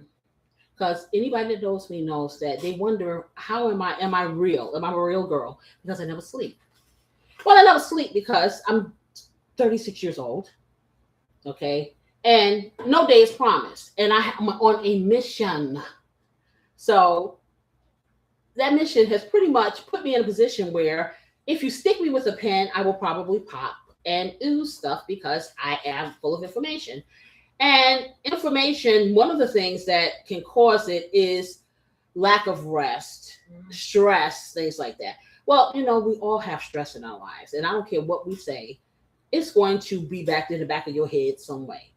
Okay. I try not to be stressed. Okay. But I ain't gonna lie, life be lifing. And with the combination of, not resting and things like that and having a business and having a full-time job and having a family and stuff, I have pretty much turned myself. I don't know if you guys saw Willy Wonka and the Chocolate Factory, right? Oh no. Okay. I feel with the violet. I feel like Violet. Don't go watch it. Gotta juice you. I feel like they need to squeeze me and juice me. Yes, I do, because I am so puffy. Okay. Yes, I am voluptuous woman, but I ain't this voluptuous. This is a little puffy. Okay, so y'all need to know. But and of course I'm having to take medications to kind of offset it and eat certain things. So so the coffee is one of it. I told you, I was reading that if you drink 2 to 3 cups of coffee, you can help reduce black coffee. You can help. Would you say? She said, "Girl, say," but we sure do. We get it done, And if you drink 2 to 3 cups of black coffee, that's like, black coffee. Okay, I only drink about 1 cup of coffee, maybe 2, depending on if I'm up like 17, 18, 19, 100 hours. So I did it last week and I drank it and it was hard. So I'm gonna tell you, I backslid. Okay, I had to put a little cream. But then I started reading, and so I decided, okay, there has to be a better way, for me to get this in. Okay, I will drink my 1 cup with a little bit of creamer, because I'm not gonna tell y'all that I'm gonna go cold turkey because, hey, stuff is nasty. But I'm gonna try, So with the Sundown Coffee, and I'm just kind of transitioning to that because I was thinking about it right now. We're talking anti-inflammatory coffee boost ideas, okay? Coffee boost ideas. And y'all know, those of you who know me, I drink instant. I drink the best part of waking up is that one, okay? Ain't getting no free commercials here. Hire me, okay? But anyway, so that's all I drink. And I usually have a little bit of sugar-free creamer in there, or I'll have heavy cream. What are you starting? The coffee. Oh yes, I forgot all about it. I'm talking coffee, and she didn't even. But she's gonna make me a special cup of coffee, so I'm gonna tell you about it. So it's supposed to be anti-inflammatory ingredients into your coffee, so it doesn't leave me drinking black coffee. Ew. And for those of you who do black coffee and you can do it, oh my God, I'm gonna tell you, it's not the worst thing ever, but it's just not creamy-licious. It's not. I don't know. I can't do it. So people are gonna say it's because you're drinking instant. No, because I'm gonna tell you that's the only reason I was able to drink it is because the instant coffee wasn't bitter. And I'll tell you about why things are bitter. And y'all spending all that money at the fruit. Okay. No. It is. I read that bitter coffee comes from cheap coffee beans. Oh, yeah. Okay, so if you're getting coffee beans that are bitter, if you're getting bitter coffee, it's because supposedly the coffee, and I read this, okay, so you can research it for yourself. So information, they say, equals your body reacting to stress. Too much of it equals fatigue, aches, and low energy. When you add your coffee, it says when you add it to your coffee, that matters. So what you add into your coffee can help enhance you in ways since you're drinking it.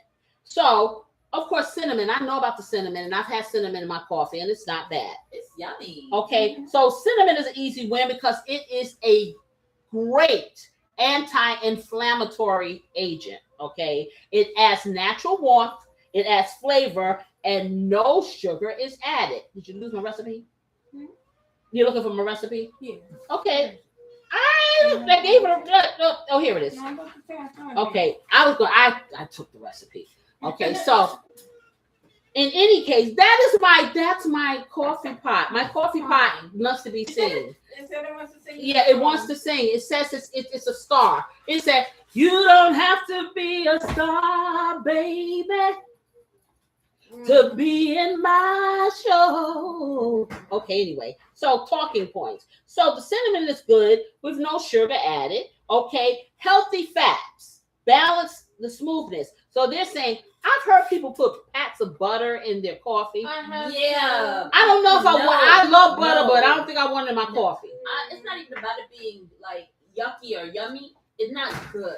Okay, well, I think it's called bulletproof coffee. Okay, so people put butter in their coffee or coconut oil if that fits your lifestyle. Okay, it helps sustain your energy. It makes the coffee feel more rich and thick and satisfying. Christy says, better in your coffee. Hey, you say yay, no.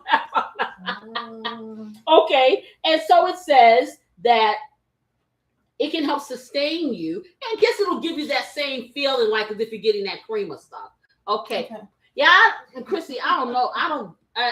I'll try a lot of stuff. I'm not putting no butter in my coffee. If it's in there, I better not see it. Okay, I'm just telling you. So they say coconut milk or almond milk, and I know that Charlie has used almond milk. Right? I like almond milk. She likes almond milk. Okay. But if you have, tree nut allergies, that may not work for you. You can, but I don't have that.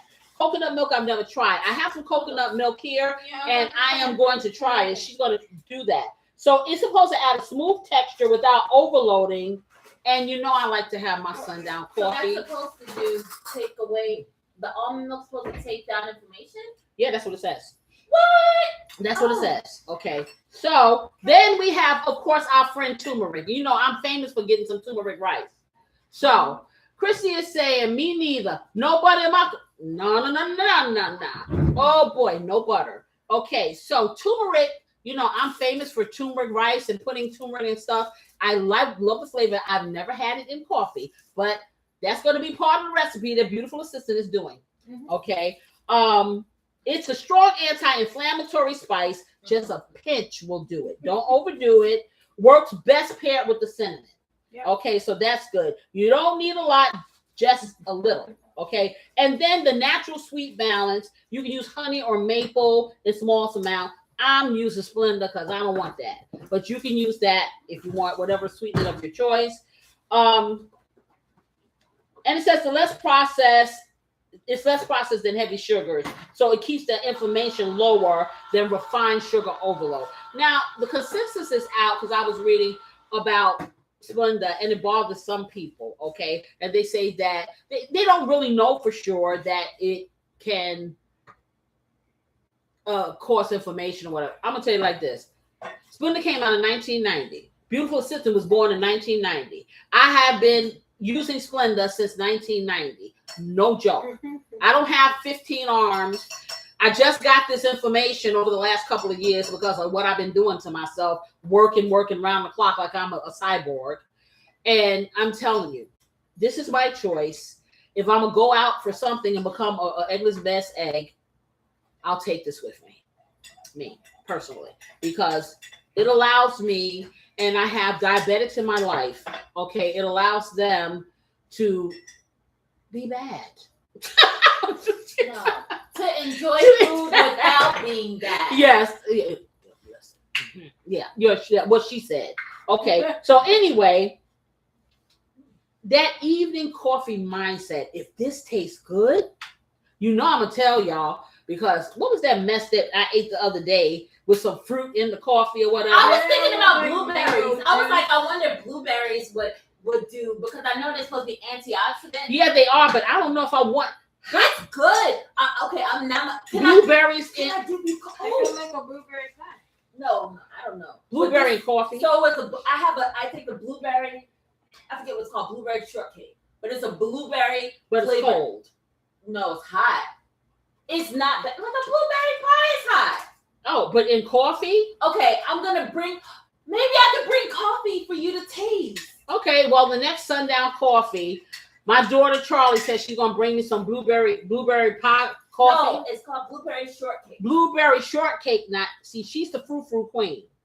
Okay, she needs to open up one of those coffee shops. You may be able to drink that one with like minimal, extra stuff. Well, I'm willing to try things. If anybody has any suggestions about anti-inflammatory drinks and stuff like that, hey, hit me up, because sis is willing to try. Just don't make it nasty, please. Okay, Christy says that her son was born in 94 and your daughter's born in 96. Like I said, we got a lot of stuff in common. Okay, do I even know you? And you're just calling yourself Christy? Because we have a lot of things in common, we really do. I tell you, I think people are brought into your world for a reason, and Christy, you were brought into mine for a reason, for sure. I smell those meatballs. I think that they're ready. You might want to get your thermometer out, your assistant.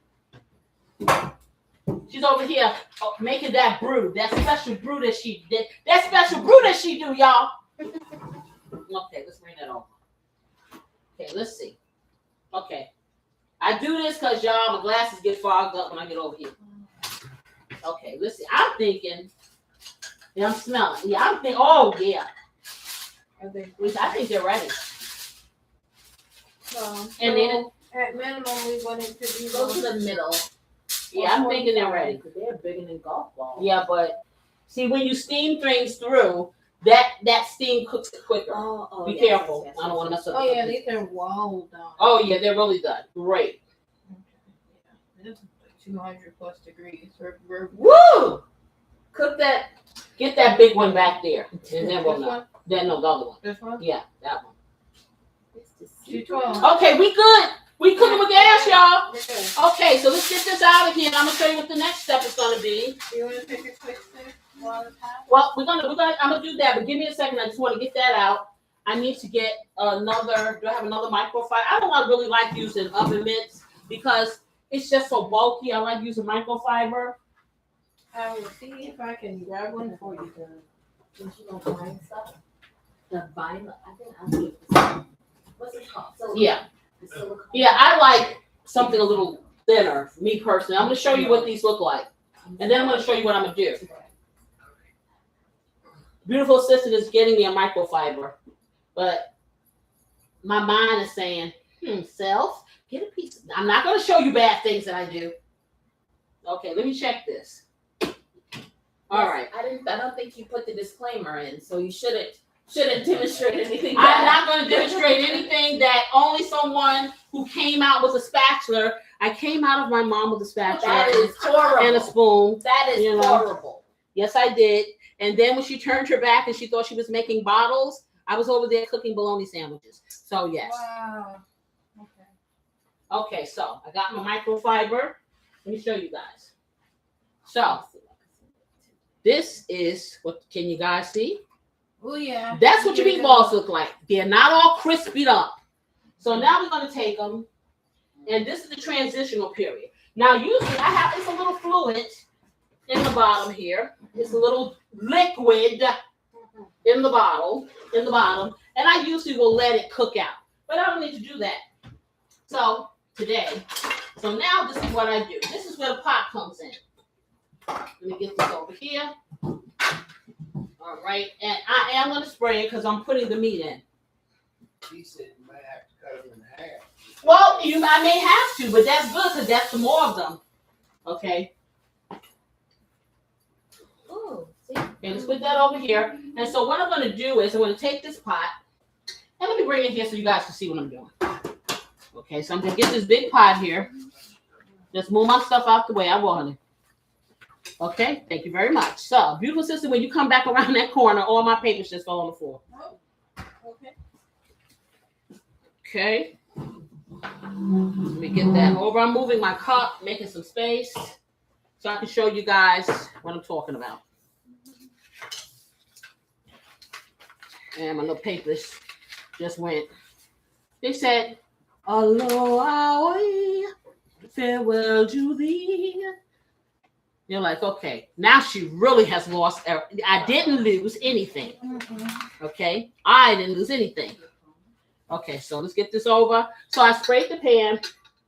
I'm going to take my meatballs and I'm going to scoop them up just like that. Now, sometimes when you cook, when I make turkey meatballs, sometimes they'll have like a little residue on the bottom. These don't. These are great. So I just put them in. Just like that. And really, I could use a smaller pot.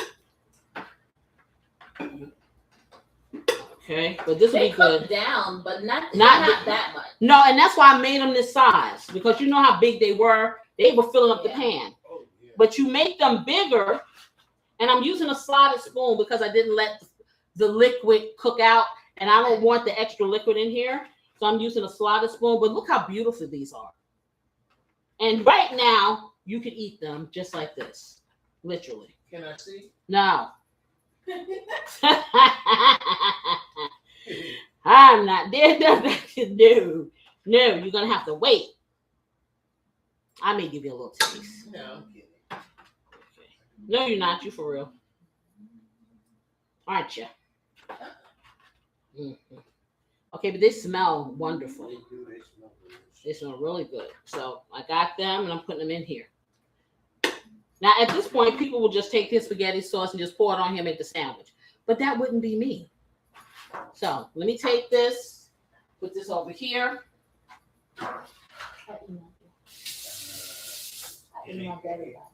Okay. Put that over there. Okay, so now what I got going on here, I have these in the pot. So they're in the pot. Now I'm going to take this beautiful sauce. Come over here, taste the beautiful assistant before I pour it in. And then I'm going to taste my coffee. Okay, let me know if I need to add anything because now they're going to continue cooking in the sauce. And that's how that works. I got black and gray ones to match her. Okay. Okay, so, okay, beautiful assistant is going to taste my sauce. I'm going to get this back over here so I can sit. And then I'm going to get ready to taste this masterpiece that my barista, beautiful assistant, just came. I'm going to tell you, I don't drink coffee until she makes it. So whatever she give me, if it's, I'm not responsible. Oh. Because she makes, I don't even know what the recipe is. I can't drink coffee until she wakes up to give me some. And that's the truth. No, it's the truth. It's so sad. You know, because listen, she the gatekeeper of the coffee. I'm just telling you. It tastes really good. Only thing I would say is can I add a little bit of Splenda? Okay, there you go. And see, that's why you don't add so much, because we always can add later, but you can't detract. Okay, so my papers are all mixed up here. Now I'm trying to figure out what is what. Well, did you taste it? Okay, no, I didn't taste it yet. Where's the coffee? Oh, it's over here. Okay. Oh, coffee done. The coffee's over here. I'm over here waiting for her to bring me the coffee, y'all. Oh, I'm sorry. Okay, I so could give it to you. no, I can reach. I can reach out and touch. There you go. All right, so okay. Well, the coffee looks nice. It looks nice. I didn't want to pile it with too many flavors, so I just left it with the Okay, base. so let's taste it. I'm going. Is it hot? Oh, no. It should be a little bit warm. Okay, it's warm, so it's not hot. So I'm just going to go right in. I'm not going to do the spoon like I did, because if I do the spoon and I get my tongue on it, it doesn't taste right. Then I won't want to drink it. So. Well, you're just gonna hold your nose and Doug. Okay, look at my cups. My sister Pam, when she's in there, she's responsible for these Weekend Eats cups with me on it. Yes, and they will be on my storefront too if you just want to be close to me. Yes, so let me just drink, and we can have our Sundown Coffee together. Mm.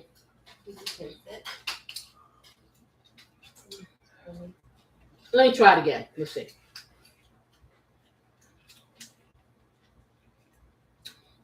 That's the last try now. This is good. I could do this. Now, what you put in here? So it's 2 scoops of the instant Folgers coffee. Mhm. I took maybe about 2 tablespoons of the coconut milk and mixed it in with the dry granules. Wow.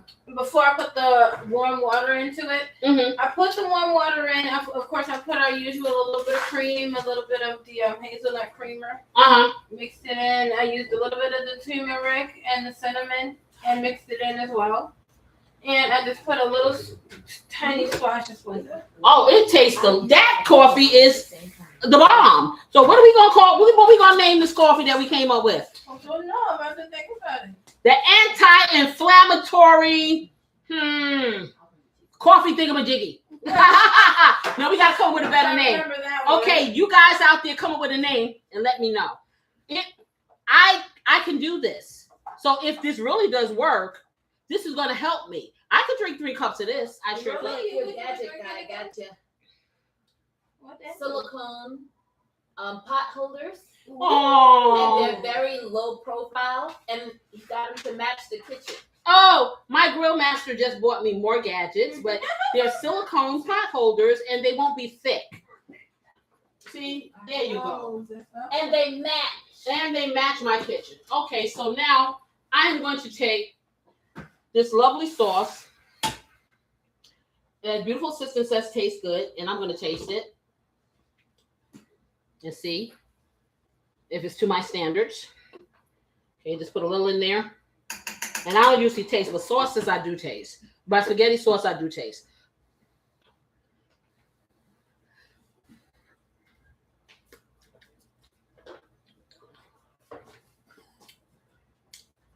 It needs more garlic. One more garlic for you. Yeah, it needs more garlic.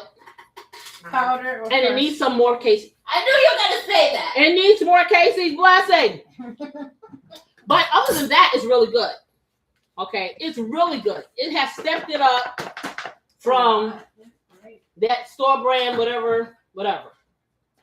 Okay, so I'm gonna put a little more garlic in there.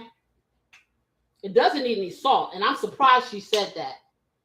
She didn't say that, so it doesn't need any salt. So I did good with that, and so I'm just stirring this in. And remember, it's going to be heating up with these meatballs, so don't worry about the garlic being raw. Okay, so now I'm going to take it, and this is 48 ounces, probably now about 50 ounces with the other paste in there. Maybe about 52 ounces of spaghetti sauce. So I'm pouring it in right over, just like that. Okay, let me make sure I should have gotten my spatula,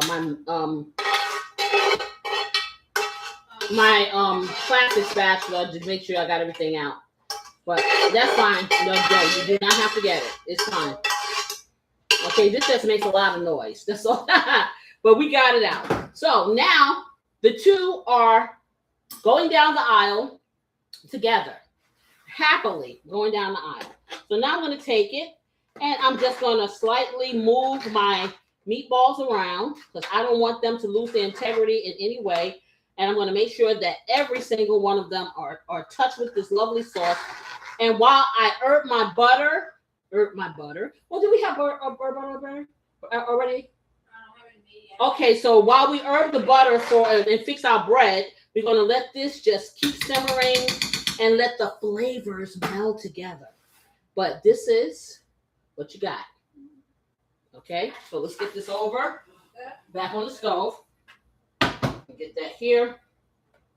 Take that. And I'm going to put it on a simmer. Put it on a 2. Because I don't want my stuff to scorch. Let me get the top for this and get this out of the way. And then put the top on here before the spaghetti sauce gets angry again. Because it doesn't take but a minute for it to get angry. It's very temperamental. Okay, so we get this top on, just like that. And we get our new recipe over here, because I'm going to be drinking this. Yeah, you really think you'll have it again? Oh, I'm going to have it tomorrow. Okay, so I won't freeze all of that. Yes, I'm going to have it tomorrow. I've never had coconut milk in something. You know, I've had it in, like a mocktail or something, or. Is there any textures or anything in it? No, it's almost like she put just a regular creamer in it. Wow. It really is very, very smooth. It's not a taste. You put turmeric in this too? Yeah. And she You put see turmeric. it, and you put it on the inside of the cup. Yeah, but I don't taste it. I wasn't trying to see any of it. You good? Because I was all studying it like. I wasn't trying to see it because, if you're a visual person, you can talk yourself out of a lot of things that taste good. You really can. You can talk yourself out of a lot of things that taste good and are good for you. So that's the thing. So the one thing we haven't done today, I'm going to continue to drink my coffee. The one thing we haven't done today is talk about whatever you want to talk about. Is there anything you guys want to talk about out there? Let me know. Anything you guys came across during the week or did your travels that you just want to talk about? Because this is the time that you can say whatever you want. So. Should I be chopping the bread? This is good. Yes. So, beautiful assistant is going to prep the bread. And I guess I'll talk about something because I always. No, I would like to know your ideas. You've been paired for a very long time. You've been in a partnership, relationship, or marriage. Now So she's you bringing have over it. the love rhythm recipe. No. It's not related. Well, maybe.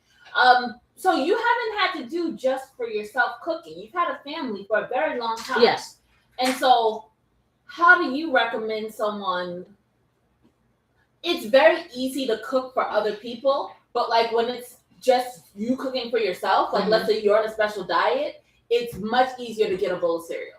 So how do you Get the motivation. Get the motivation to like you said, I'm gonna garnish the plate because I'm worth it. I'm gonna, I'm gonna take the time and cook this salmon instead of the tuna out the little packet because so. For people who are cooking solo, how do you develop a rhythm? Okay, so for people, how do you develop a rhythm when you only have one drum? Okay, so she's being metaphoric. How do you develop a kitchen rhythm when you only have one drum? This is what you do. First of all, you make a list and you're intentional. You make a list of ingredients. So you have to be intentional. Do not go up in that store hungry. Okay, don't just go in there with an idea. Don't say, this week I'm gonna cook some spaghetti, and then you get home and don't cook it. And then what you cook it, eat it the whole week? Nope. This is what you do. You sit and you think about the things that whatever your diet is. So if your diet consists of this much protein, whatever, and there's certain proteins you can have, put that in the protein. Okay. Put this in the vegetable. Put that in your starches or whatever the case may be. Okay. I am not a nutritionist, so don't say that. Okay, this is what I do for me but see, I do something a little different too. Hey Pam, you said stop talking about your aunt, especially said yes, her and her bowl of cereal. My aunt, she just put herself on Front Street. So anyway, I'm a bowl of cereal person too. So that's what I'm saying. Sometimes I'll cook like a whole, like do curry chicken and special potatoes and vegetables. Okay, but then by the time it's time for me to eat, like that, I'm like, I'll just have some honeycomb. Right. And so you're going to have to lay it flat. Okay, so back to answering your question. If you're solo, you think about that. Okay, now you got your list. You take yourself into the store, or I am an Instacart girl, so I have my shopper show me stuff. So they always have a packet of something for one person, but it's more expensive. I would, if I'm doing chicken in different times, because we do a lot of chicken, and so does my daughter. She's a chicken person.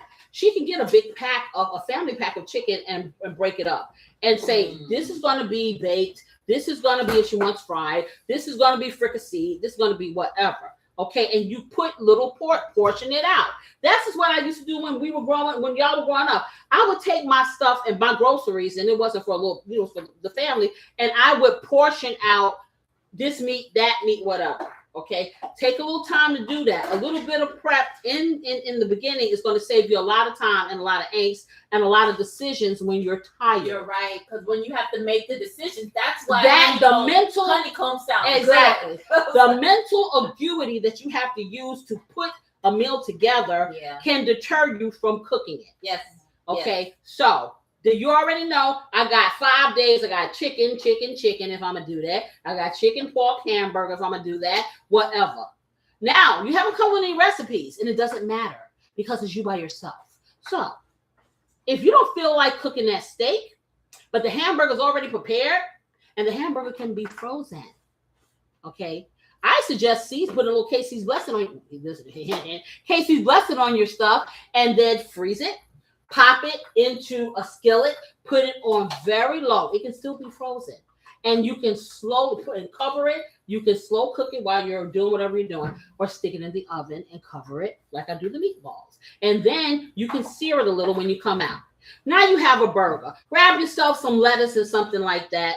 Put it on a plate if you can't have bread or whatever. Make yourself a nice burger. Okay, you have something other. You have your protein. You're going to have your leafy green vegetables, because I hope you're not getting iceberg and you're getting like a dark type of lettuce, something like that. But have those mainstays, those pantry mainstays, and don't tell yourself, oh, I'm going to come here and I'm going to make a steak and potato and blah, blah, blah. Listen. It sounds like such a good idea. It sounds like a good idea. But you have that there. And maybe make 2 of them. And you know what? And then store the other one. So the next day, you can do something like this. McDonald's does it all the time. You go around here and they tell you they're giving you steak and eggs. They ain't no doggone steak or some hamburger with egg. And it's not even a good hamburger. It could be, what's that red goo stuff? Okay. No, stop. But my point is, and then they put it on a bagel or a bun and they sell it to you for $7. Take the other burger the next day, fry yourself up an egg if you like eggs, okay? Or not, or put it on a piece of toast. Okay, now you have your breakfast and you don't have to get cereal. Okay, so that wasn't a lot of prep. You season it up, you put it on a nice little plate or platter, and give yourself some ambiance. Give yourself some of that sundown time or not. Pop it in your mouth and go do what you do. Okay, but my point is, everything doesn't have to be elaborate. Mm-hmm. In your mind, people think, I gotta look this way, gotta be that way, I gotta go through all this stuff. What you see here is 2 hours of me talking to you, joking with you, all this stuff like that. But when I come in here and I cook like little meals like this, it takes me no time when it's just focused on the meal. But see, I'm visiting, so let it not be twisted. The meal itself doesn't take all of that, okay? If you were to erase all of the visiting, maybe 30 minutes. 35 minutes. That's it. While I'm doing something else. Okay. Because most of the things that I do don't require you to sit and watch them like that. So I tell you, you can avoid the cereal trap when you don't overwhelm yourself. And especially when you cook for a lot of people, you have motivation because you're doing it for others. Okay. We are not as good to ourselves. We just aren't. Yeah. Okay. Because if we were more self-motivated and self-aware, it would be just as important for me to get what I need for me. Okay. I'm like, I could take some cereal. You wouldn't feed it to your family. You sure wouldn't. You would push through and you would get them something, even if it was some TV dinner with a salad. And that's another thing.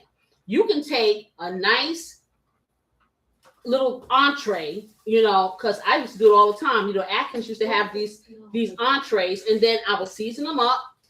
And I'd have me a salad or something like that and a veggie or something with it. And it wasn't a lot of effort, but I seasoned it up and made it taste better. I think I gave it to you, honey. You remember it was beef Merlot. That's what it was. It was the Atkins beef Merlot. And then we would add some rice to it and just put it on there and season it up. And we have a salad. That was a meal. I remember back in the day eating Stouffer's lasagna, and I'm not no big fan of any lasagna other than I make myself.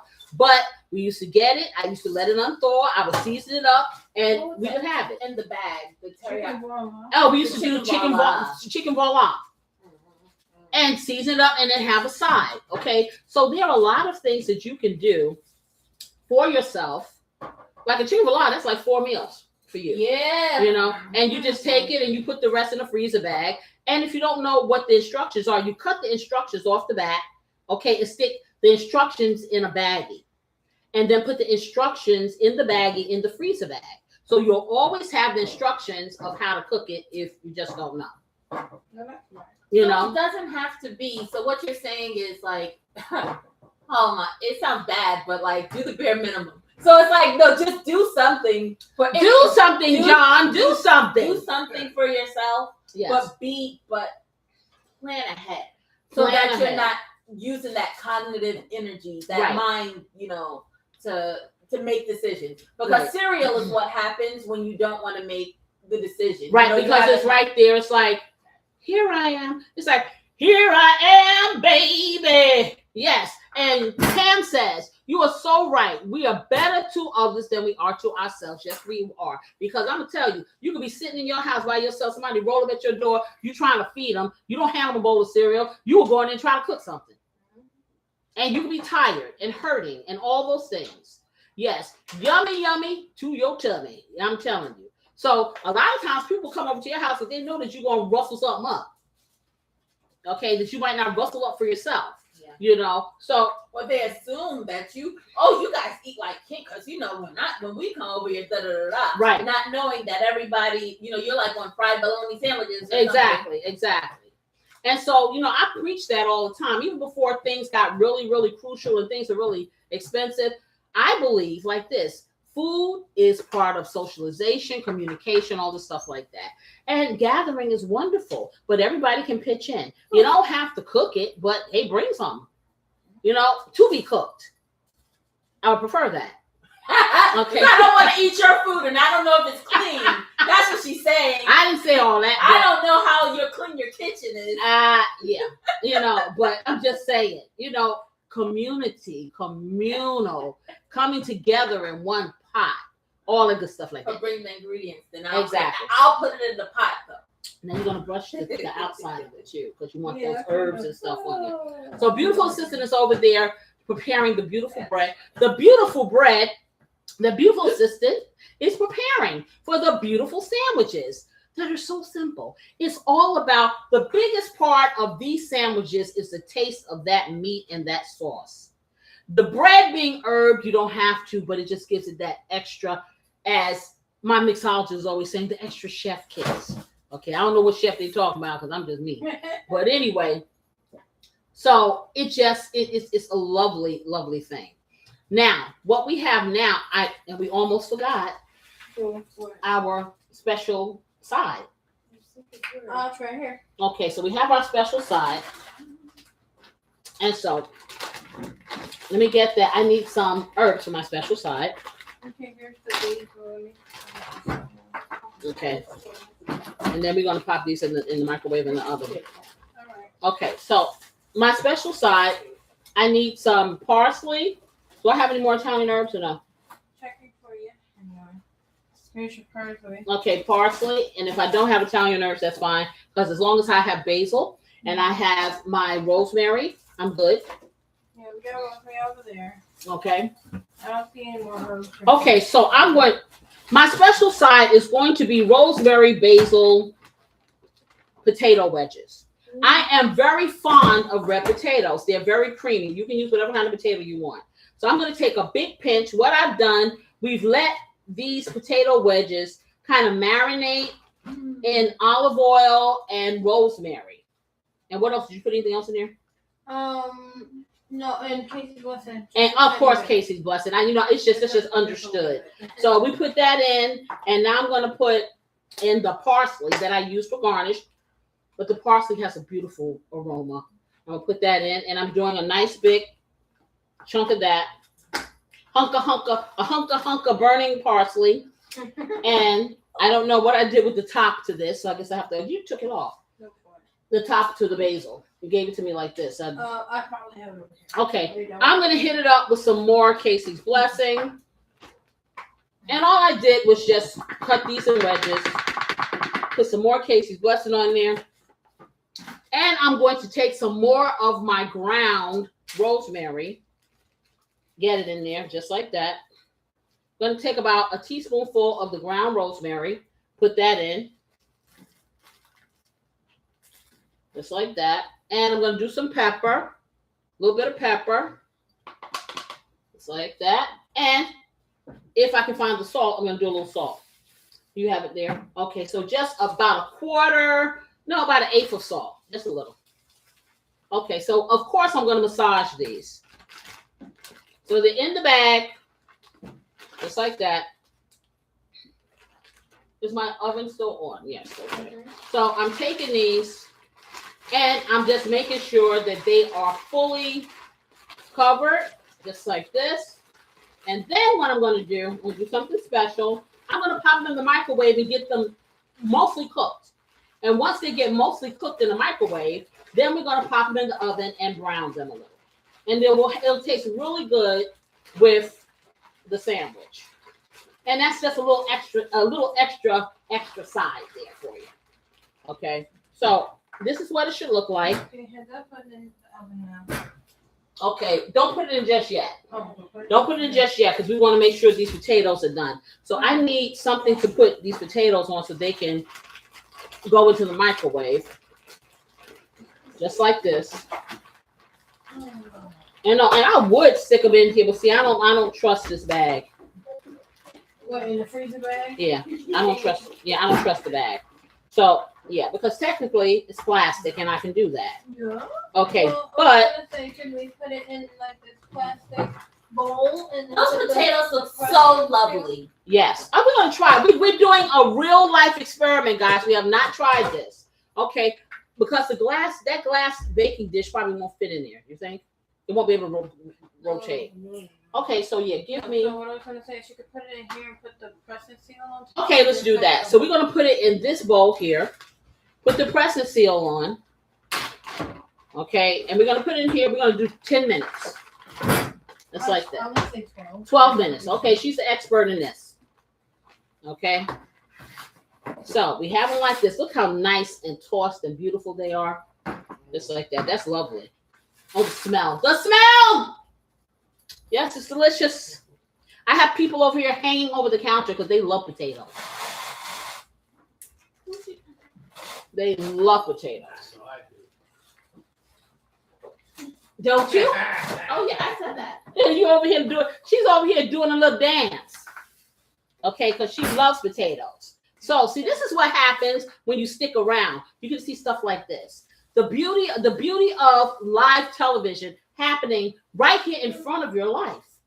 That's what happens. Now, you can do a lot with these potatoes. You can heat them up with a little bit of cayenne. You can do a lot with it. You said you couldn't even imagine walking into my house right now. I bet, child, please. You're right. The smells are amazing. They really are. That's what I did. Like this. Oh, she covered it up just like this. And then I'm gonna poke some holes. And she's gonna poke some holes in it. Okay. And then we wish we had snow. I'm telling you. See, when I become a real girl, because I'm just a little teeny tiny content creator, network or whatever. But when I become a real girl, then I'm gonna fly people out so they can be on the show and taste things for real. How about that? So, and you get a plate. That's right, and you get a plate, and everybody gets a plate. Yeah. So, y'all see if y'all want to come here and taste it, y'all got to make it happen. Tell a friend. Tell a friend. Tell a friend. Okay, of your experiences. Yes, for sure. Anyway, I am really drinking all this coffee. I have one of my Flavor Fam members that's not here tonight to witness me drink all my coffee. And it's even better because I know it's good for me. That's awesome. I'm surprised. Yeah. I hope you got the exact coordinates. Okay. Hold on, So we can find this flavor paradise again. Yes. Now I'm gonna tell you, I guess I do taste a little bit of the turmeric because it's a little raspy, like almost like maybe you have, or like as you get to the bottom, at the bottom. yeah, maybe a little like cayenne-y, maybe. Just a little spicy, but it's not unpleasant. Okay. The taste is not unpleasant. So she's putting this on for 12 minutes, and then we're going to get you probably want to get that glass casserole dish so we can put it in there. Or we can use the foil. We still got foil pans over there. Okay, we can do that too. I figured it would brown faster. Yeah. Than the foil. Okay. So, good idea, beautiful assistant. Thank you. She's using her big brains. Mm-hmm. Definitely. So now I've got all of track. Because we were talking about anything. She was telling me about. Charlie was talking about. She was asking me about doing the cooking for one, and like I said, sometimes it's hard when you cook for a lot of people to kind of condense it down, and that's what my sister goes through. Condensing it down and then feeling like even doing it. But like I said, it's a lot of like prep work. They call like cooking is a labor of love. But when you don't like that, are you showing yourself love? If you can't take that time or a little bit of time. Right. For Exactly. So you got the first rule is to start caring about yourself as much as you care about the other people in your life. If those people are gone off and they've grown up and you're just kind of like an empty nester or whatever the case may be, don't change your routine. Just condense it. How about that? You may not have to cook every single day. Like Charlie was saying, you can cook something for every other day, but switch up stuff. If you make some chicken, you have it that day, bake chicken and have a nice little thing or whatever. And then the next day you can have chicken salad. Like Forrest Gump. Or you can have chicken in your salad. or you can have salad on the side and some veggies. You know, have a stir fry. There's a lot of things you can do that's really quick. And save it and freeze it. You know, but yeah, you know, but you know, and also get comfortable with your royal remainders. Yes. So get comfortable. Get comfortable with the royal remainders. Yes. Because if you're one person, like that you could cook like really good when you in the mood, have your little stories on or your music. Exactly. And then you'd be good for like a week with 2 or 3 meals that you can rotate it. Exactly. And just like with these meatballs, you make them plain. You can put some with the spaghetti sauce. You can make a brown gravy for some of them. You can put barbecue sauce on it. You can do so or eat them plain. Like stroganoff. Yes, exactly. So there's a lot of different meals that you can bake, you know, using one thing that you sat here and cooked. It didn't take that long, you know. So that's very important. Very important. Let me check my meatball. That's something I haven't done. So let's see what we're working with here. See that? Oh wow, yeah. Oh, Kristen said, love that advice. I'm telling you, it's great. It's great.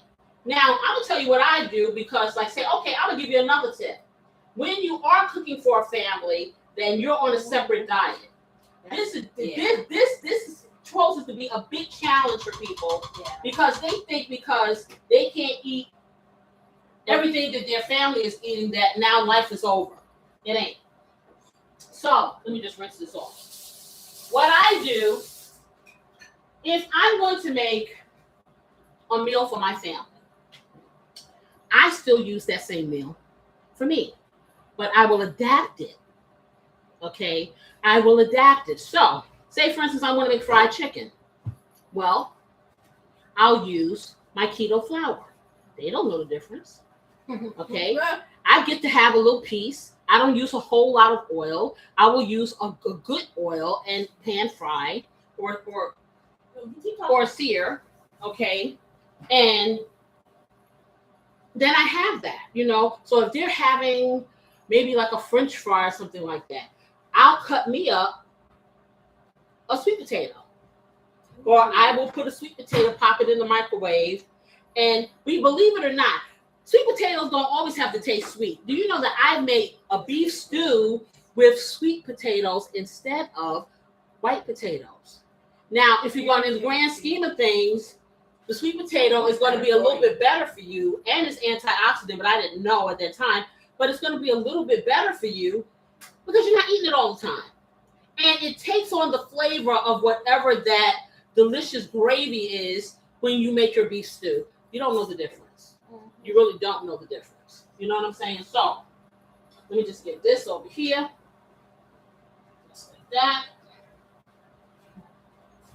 I'm just wiping some of this debris off of here to get ready.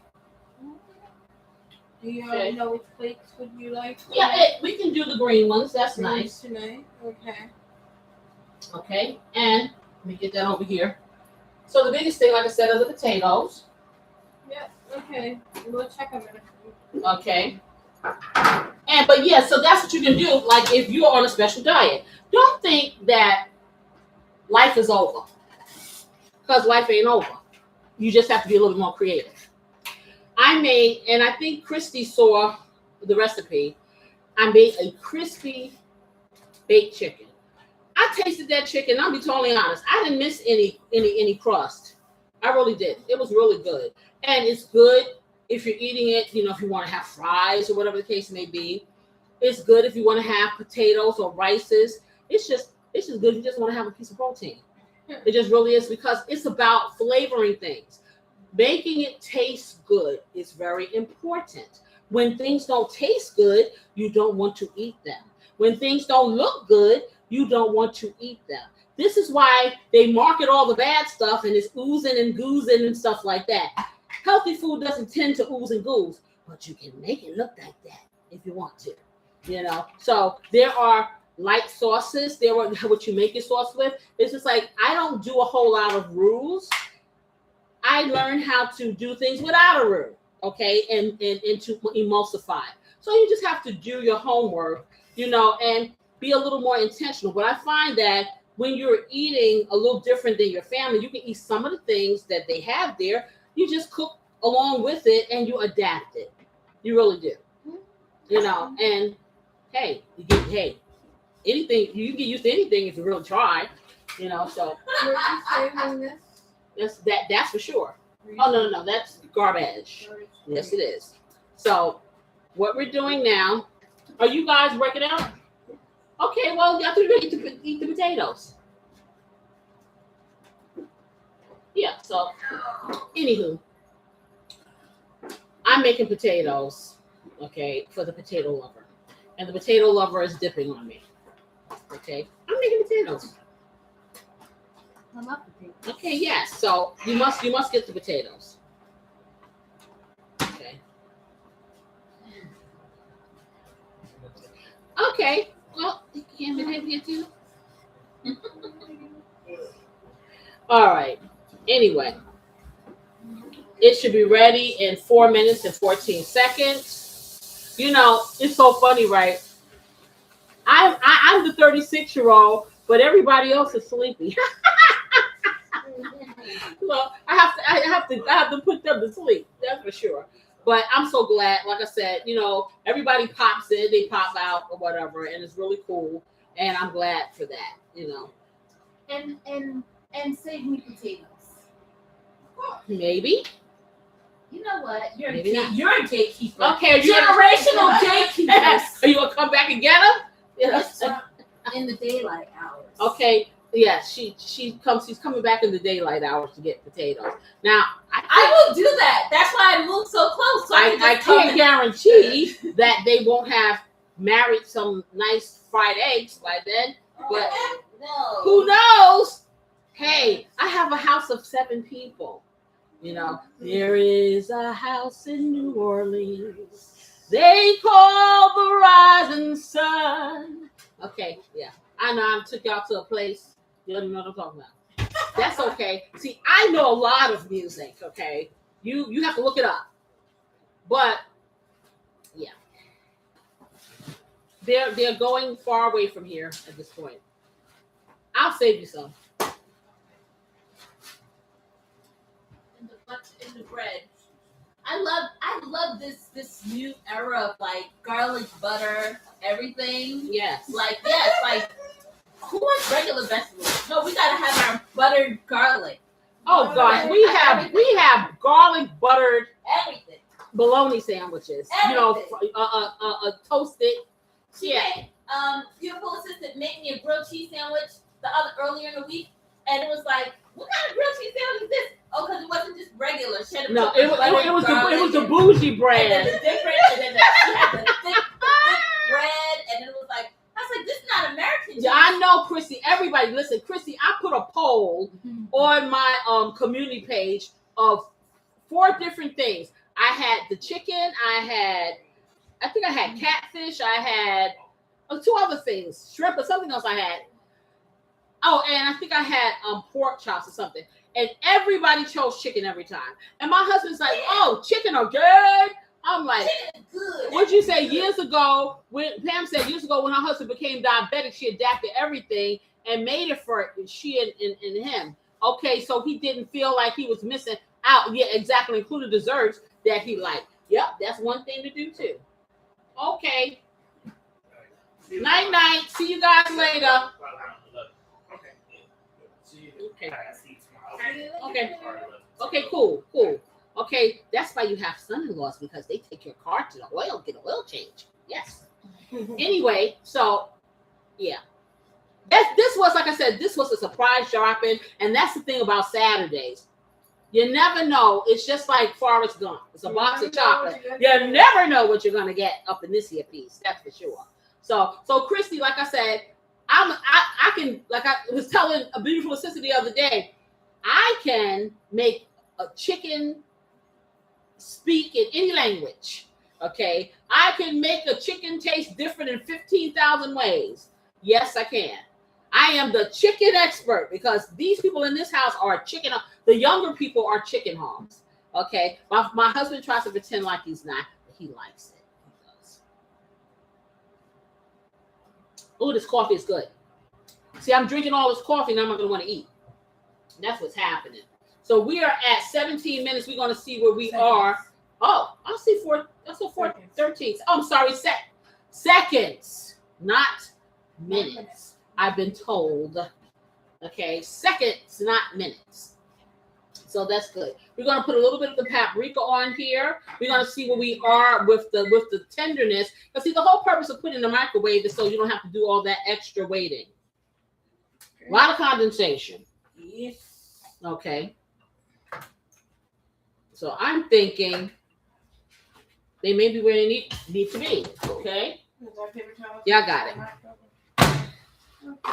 Okay, so get a fork and check. she's gonna get a fork. I got a fork right here. That's the big fork. Okay. So we're gonna check them and see if they're tender, and then we're gonna pop them in the oven and give them a little browning, and then we're gonna get our bread in, and we're gonna get. Ooh, they're steamy. Oh, yeah. They're tender. They look like they are. Yeah, they are. Okay, perfect. And you can probably eat them like that if you want to, but we just gonna give them a little. Perfect. Yeah, perfect. See, look at that. Done. What was that? 14? 12 minutes. 12 minutes. So now we're going to spread them out in the pan. Did we spray the pans? Not yet, but I will. Okay, so she's going to spray the pan. She's going to spray the pan, and then she's going to spray a little bit of the spray on top of the potato. And then she's going to sprinkle the paprika on there, and she's going to get them in the oven. And then she's going to toast that bread, and we're going to get some of our sandwiches together. We're going to plate this stuff up. Yeah. Super excited. Okay. I can't wait. Okay, so. Yeah. All right, take care of that. Bye, guys. Okay, that's my grandson going with his parents.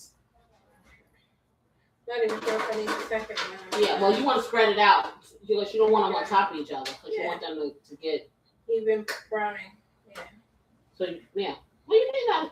I think yeah, we probably gonna need the second one. Yeah, just for a tiny bit, but for the most part, yeah. Yeah, those were good just like that. They Technically, really do. They really do. This is literally just for browning purposes. yeah, it is. Because actually, we can probably broil it. You're good. You're really good. So she's going to put it up on broil and broil that Yeah. after we sprinkle it with a little paprika. Okay. Little paprika. Now remember, it got the olive oil, so you don't need Right. super. A whole No, lot. we don't need a whole lot of anything on there. Okay. Yeah. So let's turn the oven up. I'll turn it off, put it on broil, and then start it again. Yeah, we should be good. Yep. Did we add any sauce to these? I put a little in the baggie. Okay. Okay, she's gonna get that in there. She's gonna get the bread in, and then I'm gonna check my So moving now, watch your pie. Okay, so she's putting it in. It's on broil, so she's gonna watch it because it may smoke a little because it has the oil on there, and it's pretty Let me close turn on the fan. to the top. We'll see. Okay. I'll keep Okay. the light on so I can see. Let's move this over here. Okay, get this up. And get that over there. Okay. Just tidying up a bit. Because I need this area to be clear so I can clean things up. Are you done with this egg? Yes, I am. The egg can go back. Because I only use one egg, guys, so that's good. Yeah, that works out good. Okay. We rinse that off. And I'm going to check on my meatballs because they should be nice and seasoned by the time we get them in this bread, yo. You can take the cheeses out, too. Okay.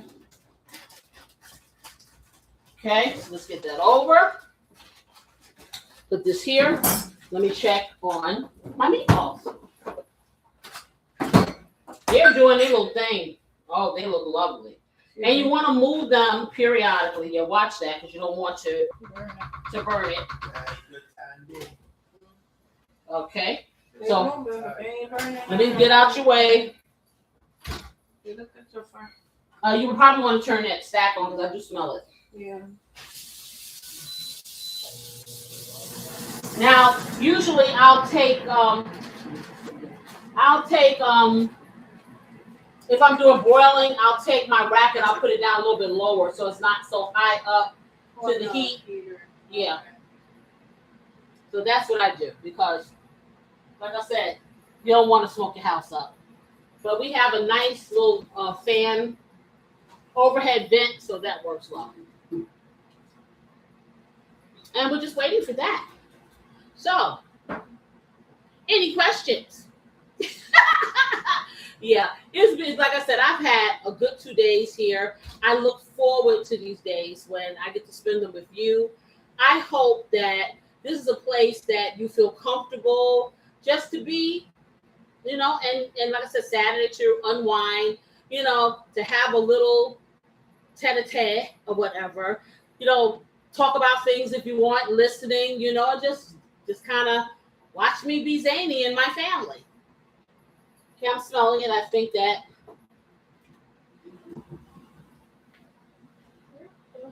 Yeah. Yeah, I think we're ready too. Okay, we're going to turn that off because we're getting the smoky sensation going on. Everything is behind you. Not the white, Okay, behind me. Okay, 1, 2. There you go. Take that out. Okay, let's get this down. That smells really good. Yeah, they smell really good. Okay, take that out. Okay, put that over there, and then I'll let them see. And then we get the bread in here brown, and we just want to make sure that we don't over brown our bread. Yeah. Okay, because that's really close up to the top of that. Okay. I usually take it down. You want me to bring it down one? Can you? I need the oven mitt. Give me a second. Okay, there is. I got it here. Yeah, we'll be fine. Here's one. Okay. You good? Or you want me to? No, I'm good. Okay. I'm good. So she's going to move that. Like I said, be very careful when you're dealing with hot stuff. If you're just coming in, we have been cooking some delicious, cheesy Italian meatball subs, and now we're doing our special side that everybody waited for. We have some rosemary basil potato wedges that we did a quick hack on. We stuck them inside the microwave for 14 minutes. 12. Oh, I'm sorry, 12 minutes.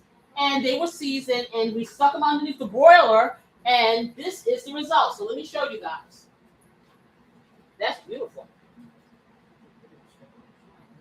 Okay, so let me show you guys.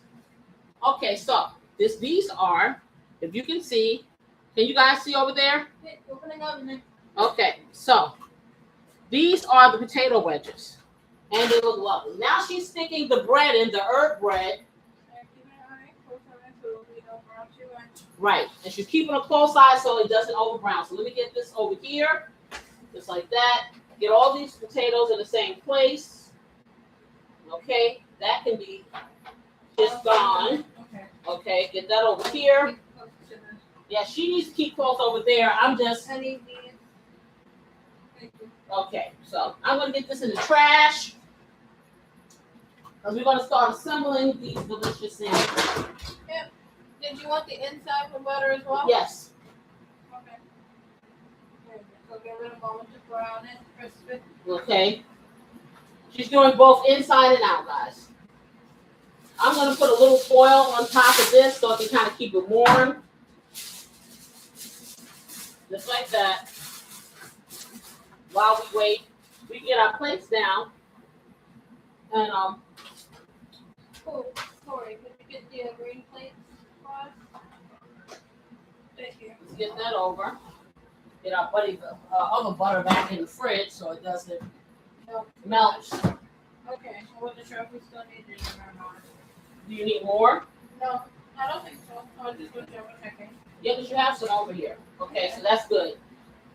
So what she did, and I will tell you, because she didn't tell you about what she did with the butter. I'm sorry. Okay, so all she did was she took some of the butter and she melted it. We didn't clarify it. So clarified butter means you just take that white fat part of the butter off. We didn't clarify it because it's not necessary because we're putting on the bread. And she put a teaspoonful of garlic, some Casey's blessing. Did you put anything else? Just about it, yeah. And butter, and that's it. The Trinity. And the herbs that we have. Yeah. Okay, let's get that. Quickly check your bread. Okay, check the bread quickly. That's perfect. Yeah. Yeah. Perfect.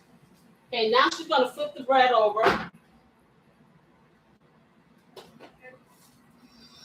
That's perfect.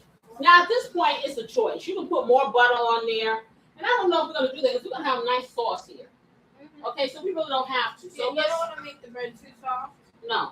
Okay, so let's get these plates out, turn it over, and let me start doing this. Okay, I think I'm going to start with the thin sliced mozzarella. So let's open this up. Okay. Okay, let me turn these over and get them on a plate. Okay, just like that. Okay, just like that. You can open this. And yeah, open that. Should I turn these meatballs off? We can turn that off. Go ahead. Okay, and these are coming apart, so we'll just put that over here. So we got them like this. Okay, I'm only going to do 3 because beautiful assistant and I will share one because we're not going to eat all this. I already know. Not going to eat all this. So let me get that over. We'll have separate plates, but yeah, we're not going to eat all this. Okay, so we have that. And so this is very simple at this point. So now your biggest star is going to be this. Your meatballs. Okay, let me turn them off. I need to get this out of the way. If you can do something with that. Get that out of the way because I need to have this area here. And what I'm doing now, I'm going to get a little ladle and I'm going to do mozzarella on up and down, both sides. Okay, so I'm going to take this and where's my cheese? Okay. Okay, I got my cheese. So I'm going to try the thin mozzarella first. Okay, so let me get over here. And It sounds so good. it smells really good. So what I'm going to do, I'm going to layer. I'm going to take my, and you can use any cheese you like. I'm just choosing the mozzarella. You can use provolone. You can use Parmesan. Use whatever you like. So this is supposed to be the thin one. So I need a knife. That's what I need. Because I'm going to cut this so it can fit. I like to have things fit. Okay, if you give me a little knife, one of those sharp ones out of there. Okay. Like the real sharp? Yeah, the little paring knives. That's fine. We have one in there. Right here. Yeah, but okay, I wasn't trying to have to wait for it to be cleaned. I wanted a clean one so I get finished. I'm sorry. Okay, so anyway, she's trying to prepare for after this, and she have to wash the dishes. Okay, so we're gonna put this here, and I'm gonna slice it. So I want it to be able. If you see the bread, I want it to be able to fit on the bread. Here you go. Okay, so I'm taking it, and so I'm cutting it in half. Okay. So I'm going to cut it in half, just like that. And I'm going to put it on the bread. Because when that heat hits it, so I got 2 pieces here that I'm putting on the bottom. And I'm going to do the same thing with the top. Okay, easy peasy. Okay, put it in, just like that. Now you can do 1 or 2 things. You can stick it back in the oven if you want. Okay. And melt it. And they said this is thin. They don't look thin to me. Maybe compared to that one. Okay, so we got, well, no, I don't know compared to whatever they sell in the store. Okay, but I'm going to take some of these meatballs now. I'm going to put them on. That smells so yummy. Okay, so just like that. Let me get this. Put that over there so I don't get it on there. So let's see what we got going on here. Let's see what we're working with, y'all. So I'm thinking, okay, so this is really nice. So we're going to take it, and we're going to take our sauce, and we're going to do our meatball just like this. Okay? And that's what I'm going to do. Okay, get that over here. Lots of sauce. Let me get some nice sauce over there. It smells really good. Just like that. Okay. All right. So, giving a lot of sauce here. And I'm going to take and I'm going to cut my next mozzarella and keep that oven off. So I may just pop it in there and let it melt. It's on 550 right now. Okay, and I'm putting my mozzarella right here. Okay, just across. And Oh man, that smells just good. like that. Okay, so now you have it like this. So all you do now at this point is you're going to do the melt. Okay, so I can do one of the things. I can put it back on here, or I can sit it in my microwave, which I think I'm going to do, and just let it melt a little. Okay, that makes it simple, and I don't have to take it off the plate. Okay, so that's what we're going to do. I'm going to put a little bit of sauce on top, because the more heat I have on here, the easier it's going to be to melt. Okay, just like that. And I'm going to show you guys what it looks like before I stick it in the nuker. Okay, so, okay, that's one of them big, beautiful sandwiches right there. I'm going to stick it in my microwave so I can finish melting. And then I'm going to get that on there. And that'll be the first person getting plated up. Yes, it will. That's a big boy. It's a big boy. Yes, it is. So let me do So do we still want the oven on? one minute. You can turn the oven off. Okay. Now, see, I would take a knife and a fork and eat this. But then you have those people that like the mess. So you can do that too. And that's good. Yeah, that's melting real nice. And of course, our mixologist Corey will be the first one, because he always is. As he sits patiently. So we're doing a test to see how well this particular cheese melts.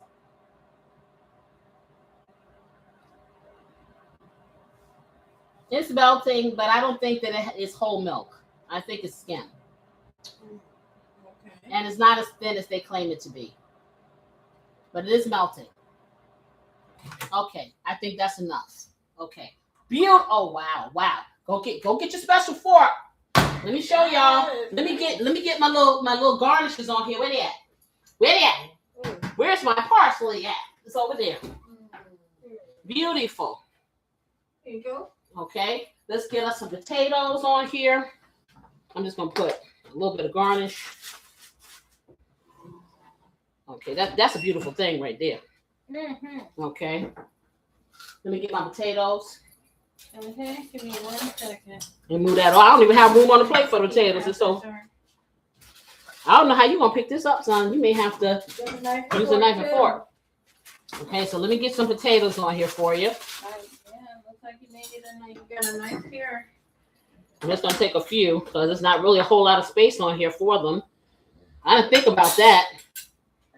Grill Master will be next.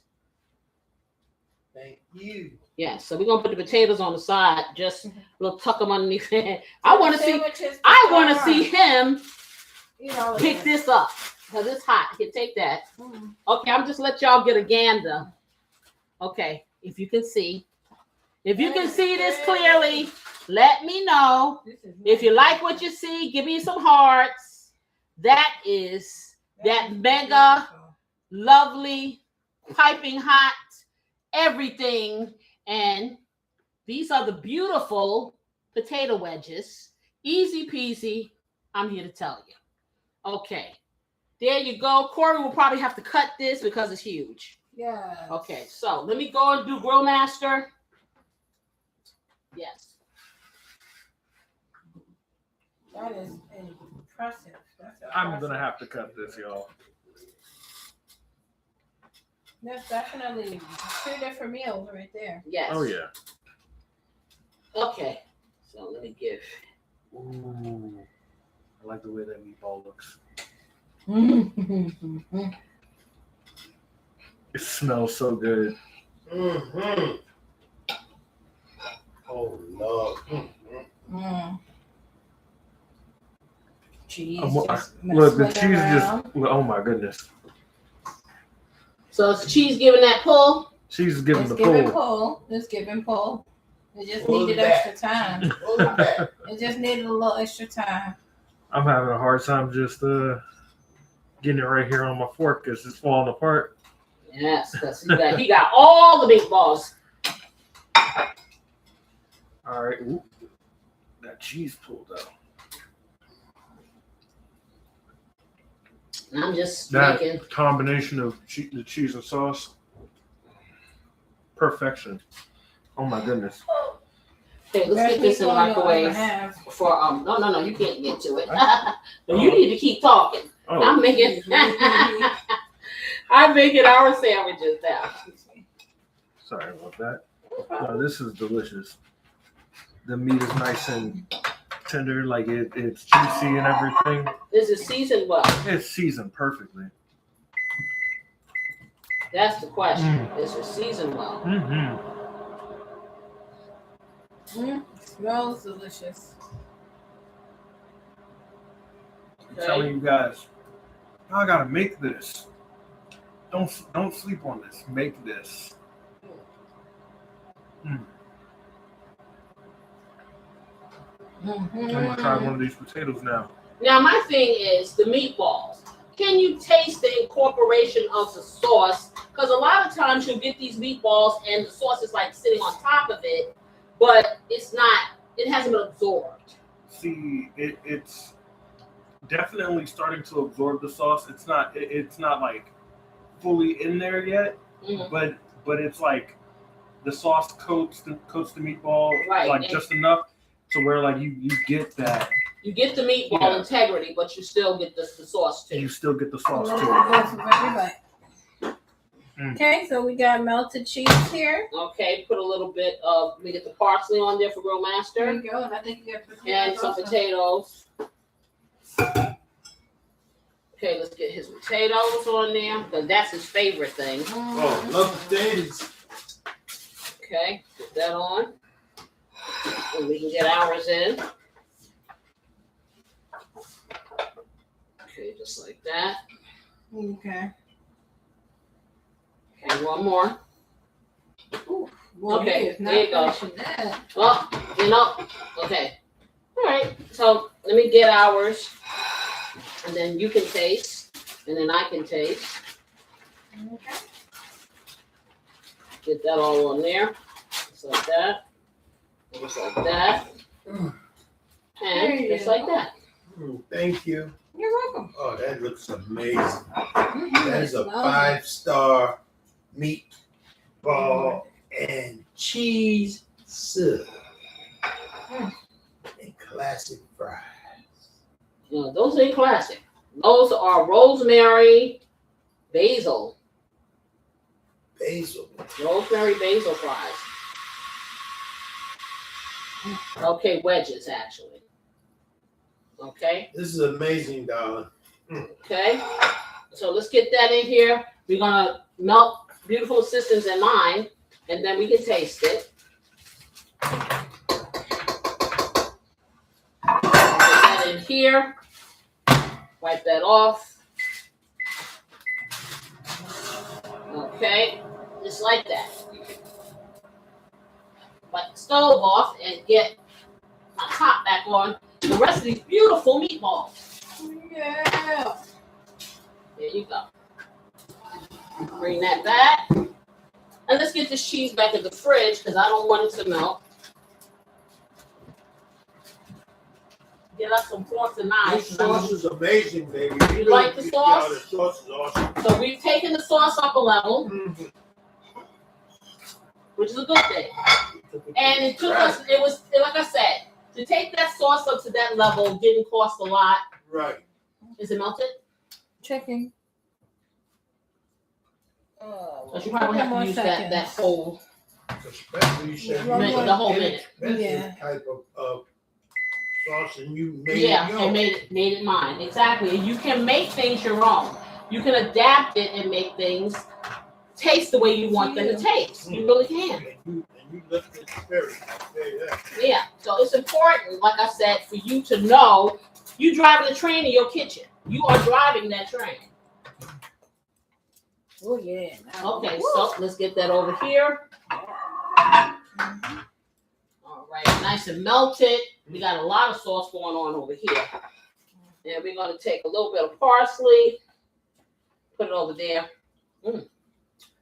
Okay, I don't know how to cut this.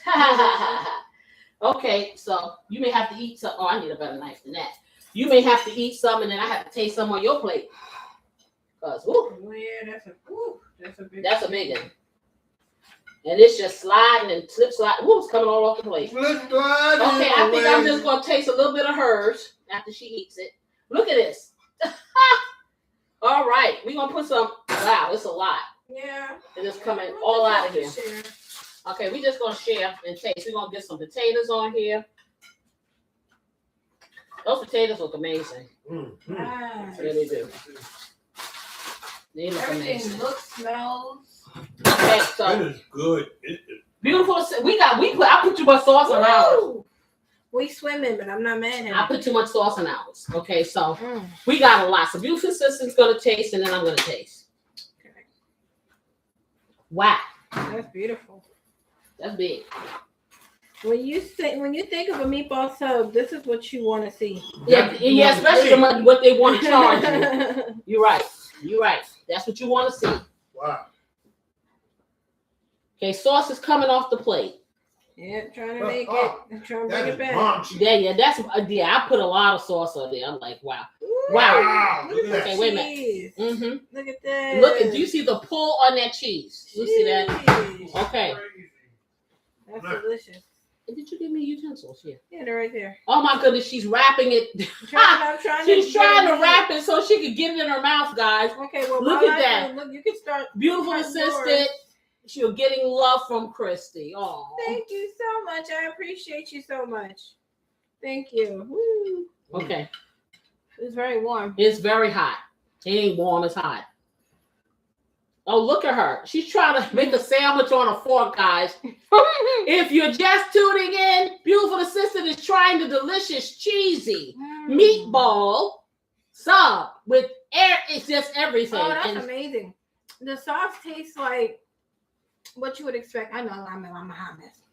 What you would expect, like a sauce that's been cooking from the time you woke up in the morning all day long. Just like all the flavors are so vibrant, and they all just have their own like attitude and personality in the sauce, but they all work together to give like this really just awesome flavor when you bite into it. The texture of the meat we already know is off the chain because bison meat in general is awesome, but of course the way that it's been just stewing in this delicious sauce, it just almost melts in your mouth. And that's the thing. Woo! You don't get that crunchy type hamburgery thing. It's a smooth taste. And then every layer has Casey's blessing, all the different seasonings from the bread, the sauce, the meat, everything, even down to the potatoes. Everything has seasoning. And everything plays its own role and it works together perfectly. It's delicious. Okay, so we're going to look at a potato because we just forgot about. Okay, these are the beautiful rosemary basil potato wedges. Okay, you can have this one. I taste the I think, baby, this is fire. You like it? Oh my God, this is fire. Okay, yeah. I have so much cheese pulled here, guys. I'm going to try to cut it. As you can, so this is messy. It is so much cheese on here. Yeah, I underestimated the cheese. Okay, so let me try to. I'm trying to wrap the cheese. Trying to wrap the cheese around here so I can get it in my mouth, so we can see. You know, it's hot, but as you guys can see, see, look at that. Okay, let me get my meatball back. Okay, thank God it fell in my plate. Okay, let's try this again. So I'm trying to get the meatball and some cheese. Oh my gosh, there's so much cheese here. It's the cheese melt. Oh my goodness, this is okay. All right, y'all. Yeah. Okay. Yeah. Let me just. I'm gonna have to touch it. It's hot. I'm gonna have to touch it. Look! Wow, this is that sandwich got attitude. It's that. Yes. Okay. Let's see. It's hot. It's hot. It's so hot. I'm burning up.